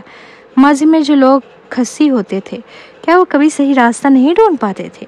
میں تو اب بھی محسوس کرتا ہوں کہ میرے اندر خواہش باقی ہے۔ تمہارا بدن دیکھنے کے بعد بھی میں تمہیں باہوں میں بھرنا چاہتا ہوں، تمہیں چومنا چاہتا ہوں۔ یہ سن کر رانیہ نے تھوڑی تسلی پائی، آخر وہ بھی عورت تھی اور اس کے دل میں یہ خدشہ تھا کہ شاید تنویر کی نظر میں اس نے اپنی کشش کھو دی ہے۔ رانیہ کیا میں اگلی بار، تنویر نے اچانک نظریں اٹھا کر کہا، کہ میں تمہیں چوم سکتا ہوں؟ رانیہ کا نازک چہرہ ایک دم سرخ ہو گیا۔ چومنے کی اجازت تو وہ پہلے بھی دیتی تھی، لیکن وہ جانتی تھی کہ اس بار تنویر کا مطلب صرف ایک عام بوسے سے زیادہ تھا۔ رانیہ نے جلدی سے رخ موڑا، مجھے صبرین اور باقی سب کے پاس جانا ہے، علی کو بعد میں ماں کے پاس دے دینا، ابھی تم شہزام کی مدد کرو۔ وہ دروازے کی طرف چل پڑی۔ شال، تنویر نے یاد دلایا، میں شال نہیں پہنوں گی۔ رانیہ نے اسے گھورتے ہوئے کہا، شال اوڑھ لو تو اور بھی نمایاں لگو گی۔ یہ کہہ کر وہ جلدی سے نکل گئی۔ جب وہ صبرین اور فریہ کے سویٹ پہنچی تو میک اپ ٹیم پہلے سے وہاں موجود تھی۔ مفین اور مہرام بھی جاگ چکے تھے اور خوشی خوشی تعریفیں کر رہے تھے، ماما آنٹی فریہ آپ دونوں آج بہت پیاری لگ رہی ہیں۔ رانیہ نے ہنستے ہوئے پوچھا، تو کیا میں خوبصورت نہیں ہوں؟ مہرام نے مسکرا کر کہا، آنٹی آپ بھی پیاری ہیں، لیکن آج سب سے زیادہ پیاری تو دلہن ہوتی ہے، آپ جب دلہن بنیں گی تو سب سے زیادہ حسین لگیں گی۔ مہفین نے ٹھنڈے انداز میں کہا، آنٹی جب آپ انکل تنویر سے شادی کریں گی تب ہم بھی آپ کے فلاور گرلز بنیں گے۔ رانیہ نے مسکرا کر ان کے نازک چہروں کو چھوا، ابھی تو کافی وقت باقی ہے، لیکن تم دونوں اتنی صبح کیوں جاگ گئے؟ مہفین نے پرجوش انداز میں کہا، ہم سو ہی نہیں پائے، ہم بہت خوش ہیں کہ آخرکار ڈیڈی اور ممی کی شادی ہو رہی ہے۔ مہرام نے سینہ تان کر فخر سے کہا، اگر وہ ہمارے امتحان میں پورا اترا تو ہی وہ ممی سے شادی کرے گا، چاہے وہ میرے ڈیڈی ہی کیوں نہ ہو۔ اگر وہ بوڑھا ہوا تو میں انہیں ممی سے شادی نہیں کرنے دوں گا۔ یہ سن کر پورا کمرہ ہنس پڑا۔ فریہ نے حسرت سے کہا، افسوس زاریہ تو ابھی چھوٹی ہے، کاش میرے پاس بھی مہرام جیسا بیٹا ہوتا۔ صبرین نے مذاق میں کہا، تو جلدی کرو، دوسرا بچہ لے آؤ۔ اگرچہ ریان زاریہ کو اپنی بیٹی کی طرح چاہتا ہے، لیکن اپنی اولاد کی محبت الگ ہوتی ہے۔ فریہ نے میٹھی مسکراہٹ سے کہا، ہانی مون کے بعد ہم دوسرا بچہ پلان کریں گے۔ صبرین نے بات بڑھائی، ہاں میاں بیوی کو ایک دوسرے کا سہارا بننا چاہیے، تبھی آگے بڑھا جا سکتا ہے۔ رانی ایک طرف بیٹھ کر میک اپ کروا رہی تھی، اسی دوران اس نے اچانک کہا، ویسے صبرین تمہیں پتہ ہے تنویر نے کل رات ایک کمرہ بک کروا لیا۔ صبرین چونک گئی، یہ سب تو شہزام دیکھتا ہے، مجھے واقعی کچھ نہیں معلوم، لیکن میں اس کی فکر کی کون سی بات ہے، آخر وہ تمہیں کھا تو نہیں جائے گا۔ رانی کچھ بول نہ سکی، تنویر واقعی اسے کھا تو نہیں سکتا تھا، اس لیے جب اس کی سہیلیوں نے سنا کہ وہ رات تنویر کے ساتھ رہی تو سب بہت اطمینان سے اس کی بات پر رد عمل دے رہی تھی۔ فریہ نے شوخی سے کہا، اس نے تمہیں کھا لیا؟ کیوں بھلا؟ بہت سوچ رہی ہو۔ صبرین نے ہنستے ہوئے کہا، کھانے کے کئی طریقے ہوتے ہیں، چاہے ایک راستے میں مسئلہ ہو تو بھی دوسرے راستے موجود ہیں۔ ہاں سبی سب جانتی ہے، یہ تو میں نے پہلے سوچا ہی نہیں تھا۔ فریہ نے کہکا لگایا، رانی اگر تم بدل لو تو سبی تمہیں اچھے سے پڑھا دے گی۔ صبرین کے گال شرما کر لال ہو گئے۔ شہزام کو بھی پہلے ایسی مشکلات رہیں، لیکن اس نے مجھے کبھی کمی محسوس نہیں ہونے دی، اور تنویر تو ویسے بھی سب جانتا ہے، عورتوں کے تجربے میں تنویر سے زیادہ کوئی نہیں۔ رانی کچھ لمحے خاموش رہی، پھر آہستہ سے بولی، مجھے کوئی پرواہ نہیں، تم لوگ جانے دو، میں اتنی بھوکی نہیں ہوں جتنی تم دونوں اور میں پہلے ہی ان چیزوں سے تھک چکی ہوں۔ صبرین نے نرمی سے کہا، پہلے تمہیں تنویر سے نفرت تھی، اس لیے تمہیں یہ سب برا لگتا تھا، اب جب نفرت ختم ہو رہی ہے تو وہ ناپسندیدگی بھی آہستہ آہستہ ختم ہو جائے گی۔ یہ سن کر رانیہ چونک گئی۔ اس کی ماہر نفسیات نے بھی اس قسم کی بات کہی تھی۔ در حقیقت جب رانیہ نے اپنے اور تنویر کے ماضی کے کلپس دوبارہ دیکھے تو وہ اتنے بھیانک نہیں لگے۔ اب چاہے وہ مقابلہ کرے یا نہ کرے، اس کی حالت تو پہلے ہی رانیہ کو الفاظ نہ ملے۔ صبرین نے اسے ٹوکا، ایسا مت کہو، آج کل طب کہاں تک پہنچ گئی ہے، علاج ممکن ہے، دیکھو شہزام بھی ایک وقت میں نہیں کر سکتا تھا، مگر اب بالکل ٹھیک ہے۔ رانیہ نے تلخی سے کہا، یہ الگ بات ہے، شہزام کا معاملہ دل کا تھا۔ میں نے اپنی آنکھوں سے دیکھا ہے کہ تنویر نے خود کو بڑی گہری چوٹ ماری اور خون میں نہایا۔ فریہ نے افسوس سے کہا، تنویر واقعی بہت سنگ دل تھا۔ صبح 10 بجے شہزام اور ریان دلہن لینے پہنچے۔ دونوں نے بلیک اینڈ وائٹ سوٹ پہنے تھے۔ ایک کی شخصیت مضبوط اور شاندار تھی تو دوسرا نرمی اور خوبصورتی کا پیکر۔ پشت پر ان کے بھائی بطور گواہ کھڑے تھے۔ سب نے ایک ہی انداز کا لباس پہنا تھا، سفید شرٹ، اس پر خاکی واسکٹ، خاکی پتلون اور سینے پر بو ڈائی۔ لیکن ان سب میں سب سے نمایاں تنویر تھا۔ اس کی قامت بلند، چہرہ پرکشش، آنکھوں کے کونے پر ہلکا سا داغ ہونے کے باوجود وہ سب سے الگ دکھائی دے رہا تھا۔ رانیہ نے ایک نظر چپکے سے اس پر ڈالی، جبکہ وہ شہزام اور ریان کے دلہن کو گلے لگانے کا انتظار کر رہی تھی۔ تنویر آہستگی سے اس کے قریب آیا اور اس کا ہاتھ تھام کر بولا، رانیہ تم آج بہت حسین لگ رہی ہو۔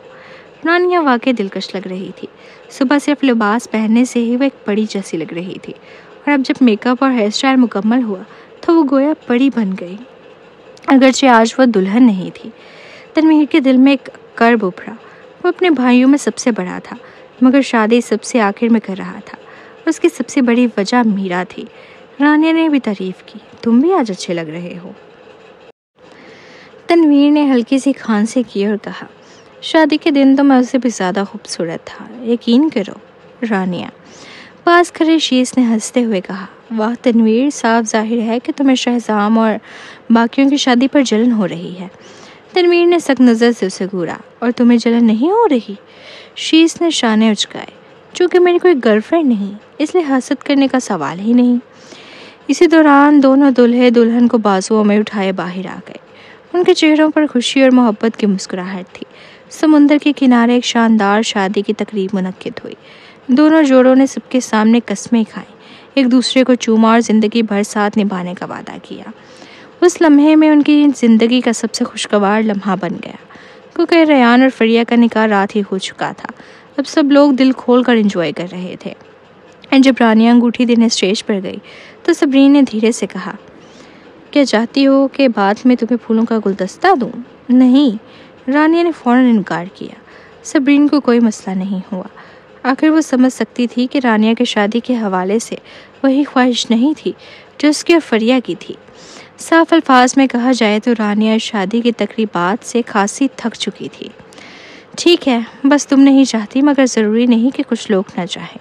صبرین نے شرارت بھری نظر سے تنویر کی طرف ڈالی، جو قریب ہی کھڑا تھا۔ برائڈز میڈز کے گروپ میں بھی وہ اپنی خوبصورتی اور وجاہت کی وجہ سے سب سے نمایاں تھا۔ کچھ رشتہ دار اور دوست جو شریک ہوئے تھے وہ تنویر اور رانیہ کو ایک جوڑا سمجھتے تھے۔ کچھ نابلد تھے، مگر چند غیر ملکی حسین لڑکیاں تو خود ہی تنویر سے بات کرنے آ گئیں، بلکہ کچھ نے تو موبائل نکال کر اس کی تصویریں بھی کھینچ لیں۔ رانیہ نے ایک نظر تنویر پر ڈالی، پھر فوراً نظریں پھیر لیں۔ جلدی سے انگوٹھی پہنا دو۔ جب صبرین نے انگوٹھی اٹھائی تو چپکے سے پیچھے ہٹ گئی۔ جب ماسٹر آف سیریمنی نے دلہن سے گلدستہ پھینکنے کو کہا تو صبرین نے مسکرا کر کہا، میں آج یہ گلدستہ نہیں پھینکوں گی۔ میرے شوہر نے کہا ہے کہ وہ ایک دوست کو دینا چاہتے ہیں۔ کون سا؟ بیسٹ مین۔ شہزام نے صبرین کے ہاتھ سے گلدستہ لیا، خود تنویر کے پاس گیا اور اسے تھماتے ہوئے کہا، تنویر میری دعا ہے تمہاری سب خواہشیں پوری ہوں۔ شکریہ۔ تنویر نے گلدستہ قبول کر لیا۔ ایم سی نے فوراً سوال داغا، لگتا ہے بیسٹ مین کے دل میں کوئی لڑکی ہے جس کے ساتھ وہ باقی زندگی گزارنا چاہتا ہے۔ کیا وہ لڑکی یہاں موجود ہے؟ کیا آپ اپنی محبوبہ کے سامنے لائیو اعتراف کرنا چاہیں گے؟ سب کی نظریں ایک دم رانیہ پر گئیں۔ ہمیشہ کم پروفائل رکھنے والی رانیہ کے لیے یہ لمحہ بہت شرمندہ کر دینے والا تھا۔ تنویر نے محبت بھری نظروں سے دیکھا اور مسکرا کر کہا، میں صرف یہ کہنا چاہتا ہوں کہ چاہے کتنا بھی وقت لگے میں انتظار کرنے کو تیار ہوں۔ اس دن تک جب وہ مجھ سے شادی کرنے پر راضی ہوگی۔ واہ! حاضرین کے بیچ کہکے اور آوازیں گونج اٹھیں۔ تقریب کے اختتام پر لان میں ضیافت رکھی گئی۔ تنویر زیادہ دیر کھڑا رہنے کی وجہ سے ہجوم سے دور سمندر کے کنارے چلا آیا۔ وہ گھاس پر بیٹھا اور اپنے مصنوعی پاؤں کو اتارنے ہی والا تھا کہ اچانک 20-22 سال کی ایک مخلوط نسل کی لڑکی چلی آئی۔ ہیلو، میرا نام کوین ہے، کیا مجھے اپنا کانٹیکٹ دے سکتے ہیں؟ تنوین کو ایسے اپروچز نئے نہیں تھے۔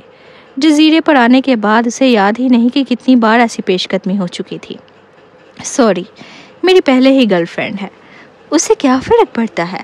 میں تو پھر بھی آپ کو دیکھتے ہی پسند کر بیٹھی ہوں اور آپ کو پانا چاہتی ہوں، لڑکی نے فخر سے کہا۔ تنویر نے مسکرا کر کوئی جواب نہ دیا، بلکہ اس کے سامنے اپنا مصنوعی پاؤں اتار دیا۔ لڑکی ایک دم چونک گئی، آنکھیں پھیل گئیں اور 2 قدم پیچھے ہٹی۔ اوہ میرے خدا، کیا آپ کی ٹانگ ٹوٹ گئی ہے؟ ہاں، میں لنگڑا ہوں۔ تنویر نے ایبرو اٹھائے۔ کیا واقعی تم اب بھی مجھے چاہتی ہو؟ ویسے بھی میری گرل فرینڈ مجھ سے ناپسندیدگی رکھتی ہے، یا پھر تم… نہیں، میں نے تو جو کہا تھا واپس لیتی ہوں۔ مجھے ایسا لڑکا چاہیے جس کی ٹانگیں بالکل صحت مند ہوں۔ یہ کہہ کر وہ بدحواسی میں بھاگ کھڑی ہوئی۔ اس نے سوچا بھی نہ تھا کہ اتنا لمبا اور خوبصورت مرد حقیقت میں لنگڑا نکلے گا۔ چاہے کتنا بھی خوبصورت ہو، وہ کسی معذور کو قبول نہیں کر سکتی تھی۔ تنویر نے اسے بھاگتے ہوئے دیکھا اور نرم مسکراہٹ کے ساتھ کہا، رانیہ، کہ تم نے یہ تماشا کافی دیکھ لیا۔ کیلے کی درخت کی چھاؤں میں رانیہ پتوں کے پیچھے سے نکلی۔ اس کے ہونٹوں پر ہلکی سی مسکراہٹ تھی۔ میں تو یہ سوچ رہی ہوں کہ تم اس لڑکی کے لیے کتنے مقبول نکلے۔ آج کل کی لڑکیاں بہت بولڈ اور بے باک ہیں، اور تم بڑھاپے کا تانا دے رہی ہو جیسے میں کوئی پرانا بابو بن گیا ہوں۔ تنویر نے اس کے خوبصورت چہرے کو دیکھتے ہوئے کہا، جتنا مرد بڑا ہوتا ہے اتنا ہی اس کا ذائقہ نکھرتا ہے۔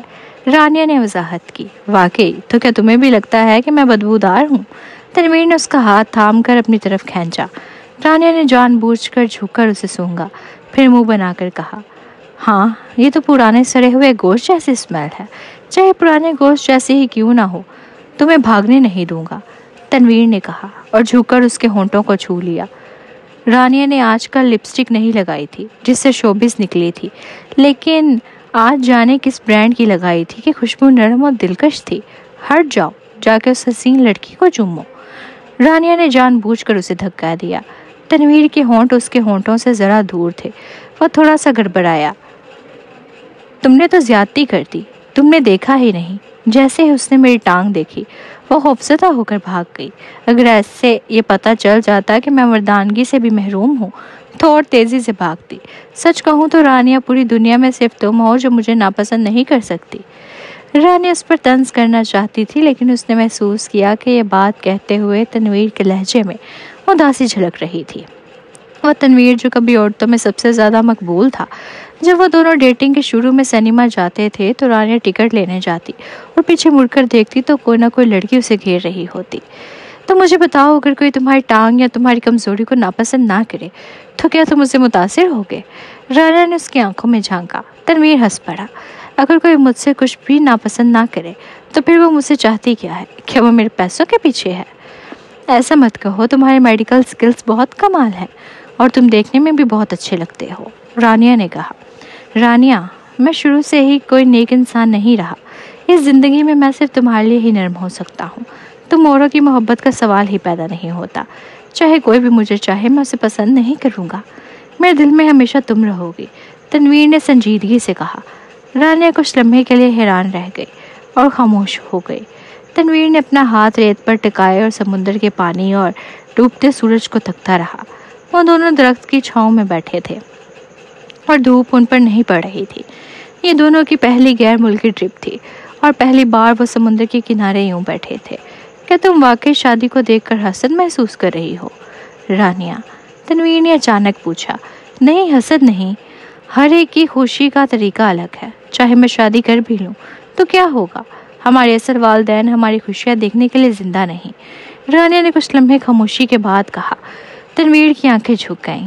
سوری، بھول جاؤ، جو گزر گیا وہ گزر گیا، رانیہ نے دور دیکھتے ہوئے کہا۔ تنویر، میں تمہارا درد سمجھتی ہوں، لیکن میں وہ رانیہ نہیں رہی جو پہلے تھی۔ جب 16 سال کی تھی تو پہلی بار تمہیں ملی، اس کے بعد میری زندگی پر جو زخم لگے وہ بھرنے میں ایک عمر لگ گئی۔ اب ہماری زندگی ایسی ہی ہے، شاندار شادی کی ضرورت نہیں، بس سکون اور ساتھ کافی ہے۔ تنویر: ٹھیک ہے۔ رانیہ کے ساتھ رہنے والے الفاظ نے تنویر کے دل میں ایک لہر دوڑا دی۔ اگر وہ دونوں ساتھ ہیں، ان کا بچہ ہے، تو اور کیا چاہیے؟ رانیہ: تنویر نے آہستہ سے کہا۔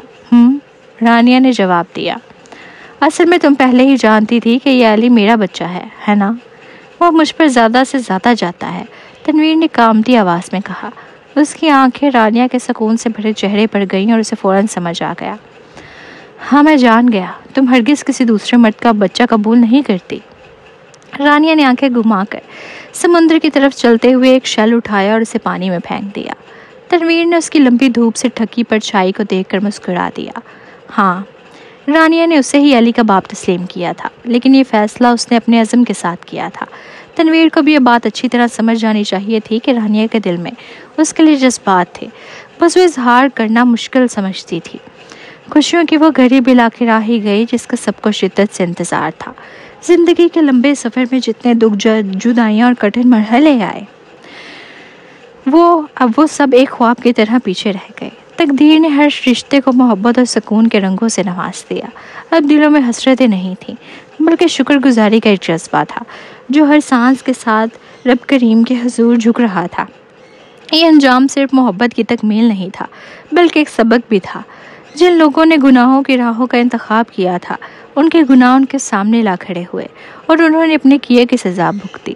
ان کے لیے دنیا کی رنگینیاں وقتی رہیں، لیکن انجام کٹھن اور تلخ ثابت ہوا۔ جو ظلم انہوں نے کیے تھے وہی ان پر لوٹ آئے اور ان کی داستان دوسروں کے لیے عبرت بن گئی۔ مگر وہ دل جو نادم ہوئے، جنہوں نے اپنے گناہوں پر شرمندگی محسوس کی اور خالق کے حضور توبہ کے آنسو بہائے، ان کے لیے اختتام ایک نئے سفر کا آغاز تھا۔ انہوں نے اپنی زندگی کو سنوارا، پرانے زخموں کو مندمل کیا اور آگے بڑھنے کے لیے نیک راہوں کا انتخاب کیا۔ ان کی توبہ ان کے لیے رحمت کا ذریعہ بنی اور ان کے دل کو سکون اور اطمینان سے بھر گئے۔ اب ہر جوڑا اپنے ہمسفر کے ساتھ ایک نئی دنیا بسا چکا تھا۔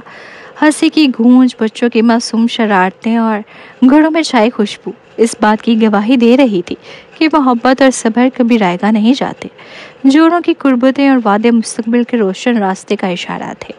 یوں روزانہ زندان کی کہانی اپنے عروج پر پہنچ کر ایک ایسے انجام سے ہمکنار ہوئی جو سکون، خوشیوں اور عبرت سے بڑا ہوا تھا۔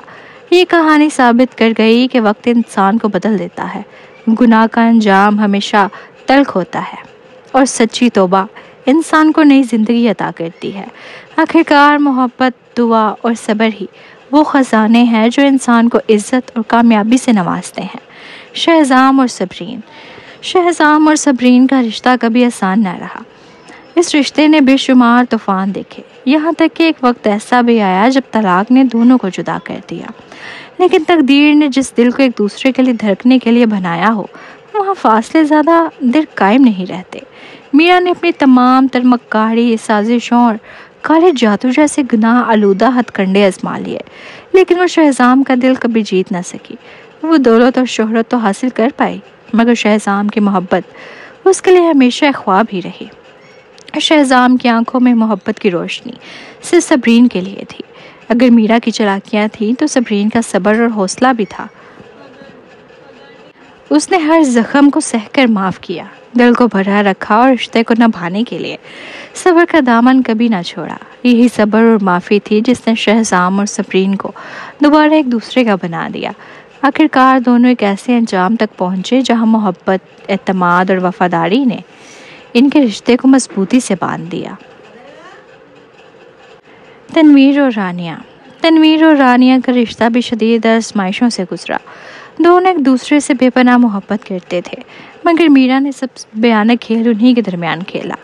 اس کی سازشوں نے تنویر کو بدگماں کر دیا، یہاں تک کہ اس نے رانیہ کی زندگی کو جہنم بنا ڈالا۔ وہ رانیہ جو اس کی سانسوں کا مرکز تھی، اس کے ہاتھوں سب سے زیادہ زخمی ہوئی۔ رانیہ نے اپنے پیار کی خاطر سب کچھ قربان کر دیا۔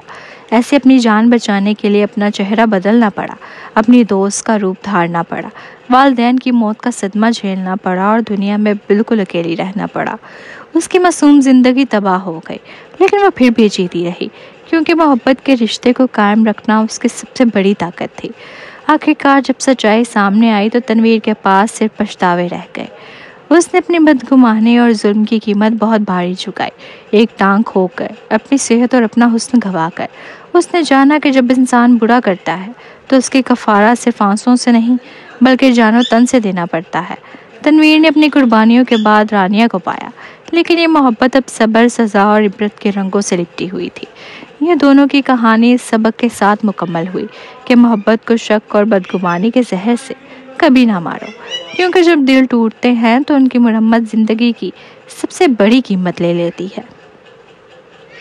فریہ اور زہرون۔ فریہ اور زہرون کی کہانی ایک ایسی داستان تھی جس میں سب نے زہرون کے لیے ہمدردی تو محسوس کی، مگر حقیقت میں وہ اپنی بربادی کا خود ذمہ دار تھا۔ فریہ ایک ثابت اور وفادار بیوی رہی، مگر زہرون نے اپنی ہوس اور میرا کی جھوٹی محبت میں بہک کر اسے بار بار دھوکہ دیا۔ اس نے اپنی بیٹی کو نظر انداز کیا، فریہ پر ظلم ڈھائے، یہاں تک کہ ایک دن اس کی پسلی بھی ٹوٹ گئی۔ شادی شدہ ہونے کے باوجود وہ ناجائز رشتوں میں الجھا رہا اور ایک ناجائز اولاد بھی دنیا میں لے آیا۔ زندگی نے اسے بار بار موقع دیا کہ اپنی بیوی اور بیٹی کے پاس لوٹ آئے، مگر وہ ہر بار وہی غلطیاں دہراتا رہا۔ میرا کے ہاتھوں دھوکہ کھانے کے بعد بھی اس نے سبق نہ سیکھا۔ فریہ اور زہرون کے درمیان آخرکار طلاق ہو گئی، لیکن اس صدمے کے باوجود بھی زہرون اپنی روش نہ بدل سکا۔ وہ اپنی شکستوں اور تباہی کا الزام دوسروں پر ڈالتا رہا، جبکہ اصل ذمہ دار وہ خود تھا۔ زہرون نے اپنے گھر کو اجاڑا، اپنی اولاد کو محروم کیا اور اپنی فیملی کو بربادی کے دہانے پر لے آیا۔ اس کی خود غرضی اور ضد نے اسے اس انجام تک پہنچایا جہاں عزت، سکون اور محبت سب اس سے چھن گئے۔ اس کہانی کا انجام یہ بتاتا ہے کہ ہر انسان کو اپنی غلطیوں کی قیمت چکانی پڑتی ہے۔ فریہ اپنی صبر اور ثابت قدمی کے ساتھ اپنی راہ پر قائم رہی، جبکہ زہرون عبرت کی ایک ایسی مثال بن گیا کہ دنیا کو دکھا سکے کہ گناہ اور ناجائز رشتے کبھی خوشی نہیں دیتے۔ فریہ اور ریحان۔ فریہ کی زندگی مسلسل دھوکوں اور ٹوٹ پھوٹ سے بھری ہوئی تھی۔ پہلے پرواز نے اس کا اعتماد توڑا، پھر زہرون نے اسے تنہا چھوڑ دیا۔ جب وہ زہرون کے ساتھ بندھی تو وہاں بھی اسے سکون اور عزت نصیب نہ ہوئی۔ بار بار کے زخموں نے فریہ کے دل سے خوشیوں کا یقین چھین لیا اور وہ خود کو قصوروار سمجھنے لگی۔ ایسے میں ریحان اس کی زندگی میں آیا۔ دنیا نے اسے کڑی تنقید کا نشانہ بنایا۔ کچھ نے کہا کہ وہ اپنے ہی بھائی کا حق کھا گیا، کچھ نے اسے الزام دیا کہ وہ صرف اپنی بھابھی کو حاصل کرنے کے لیے آگے بڑھا، مگر حقیقت یہ تھی کہ ریحان نے بارہا زہرون کو سمجھانے کی کوشش کی، طلاق سے پہلے بھی، لیکن زہرون اپنی اندھی محبت میں میرا کا اسیر بن چکا تھا۔ ریحان نے کسی کی خوشی چھینی نہیں بلکہ ایک برباد زندگی کو سہارا دیا۔ ریحان نے معاشرے کے سامنے یہ سچ رکھا کہ طلاق یافتہ عورت یا وہ عورت جس کی منگنی یا شادی ٹوٹ جائے وہ بری نہیں ہوتی۔ ہمارا معاشرہ اکثر ایسی عورتوں کو بلیک لسٹ کر دیتا ہے، انہیں خوشیوں اور عزت سے محروم کر دیتا ہے، لیکن ریحان نے یہ سوچ بدل دی۔ اس نے فریہ کو گلے لگایا، اس کی ٹوٹی ہوئی زندگی کو سنوارا اور اسے احساس دلایا کہ وہ قصوروار نہیں بلکہ محبت اور عزت کے حقدار ہے۔ ریحان نے فریہ کی بیٹی کو بھی اپنی اولاد کی طرح اپنایا۔ اس نے اسے اتنی محبت دی کہ دیکھنے والے یقین ہی نہ کر سکیں کہ یہ اس کی اپنی بیٹی نہیں۔ ریحان کی محبت نے فریہ کو دنیا کی کامیاب ترین عورت بنا دیا۔ وہ عورت جو ہر بار دھوکہ کھا کر ٹوٹ جاتی تھی، وہی عورت ایک بار پھر مسکرانے لگی، دنیا کے سامنے سر اٹھا کر جینے لگی۔ یہ انجام یہ سبق دے گیا کہ محبت اگر دل سے کی جائے تو محبوب کی ہر خامی کو خوبی میں بدل دیتی ہے، اور یہ بھی کہ عورت کی عزت اس کے حال یا ماضی سے نہیں بلکہ اس سے طے ہوتی ہے کہ اس کے ساتھ آج اور کل کیسا سلوک کیا جاتا ہے۔ ایلٹ خاندان اور والدین کی غفلت۔ اس پوری کہانی کا ایک اور پہلو یہ بھی تھا کہ شہزام، تنویر اور زہرون تینوں ایلٹ کلاس سے تعلق رکھتے تھے۔ ان کے والدین دولت اور سماجی مصروفیات میں اتنے الجھے ہوئے تھے کہ اپنی اولاد کے لیے وقت ہی نہ نکال سکے۔ انہیں لگا کہ اولاد کو اچھا کھانا، برانڈڈ کپڑے اور مہنگے اسکول مہیا کر دینا ہی والدین ہونے کی سب سے بڑی ذمہ داری ہے، لیکن وہ یہ بھول گئے کہ اصل تربیت صرف سہولتوں سے نہیں بلکہ والدین کے وقت، محبت اور رہنمائی سے ہوتی ہے۔ والدین کی اس غفلت نے 3 زندگیاں برباد کر دی۔ شہزام، تنویر اور زہرون کی غلط فیصلوں نے صرف انہی کو نہیں بلکہ ان کے ارد گرد جڑے ہوئے کئی رشتوں کو بھی متاثر کیا۔ ان کے گناہوں اور بدعمالیوں کی سزا معصوم دلوں نے بھی بھگتی۔ اگر بچپن میں انہیں رہنمائی اور وقت ملا ہوتا تو شاید ان کی کہانیاں اس قدر تلخ نہ ہوتیں۔ یہ ضروری ہے کہ ان تینوں نے اپنی زندگی کے تلخ تجربات سے گزر کر اپنے آپ کو سنوارا اور بہترین انسان بننے کی کوشش کی۔ لیکن یاد رکھنا چاہیے کہ ہر کہانی کا انجام ایسا نہیں ہوتا، ہر کردار کو دوسرا موقع نہیں ملتا۔ کئی لوگ اپنی غلطیوں میں ہمیشہ کے لیے ڈوب جاتے ہیں۔ یہ سبق ہر والدین کے لیے ہے کہ اولاد کی تربیت میں سب سے بڑا کردار انہی کا ہوتا ہے۔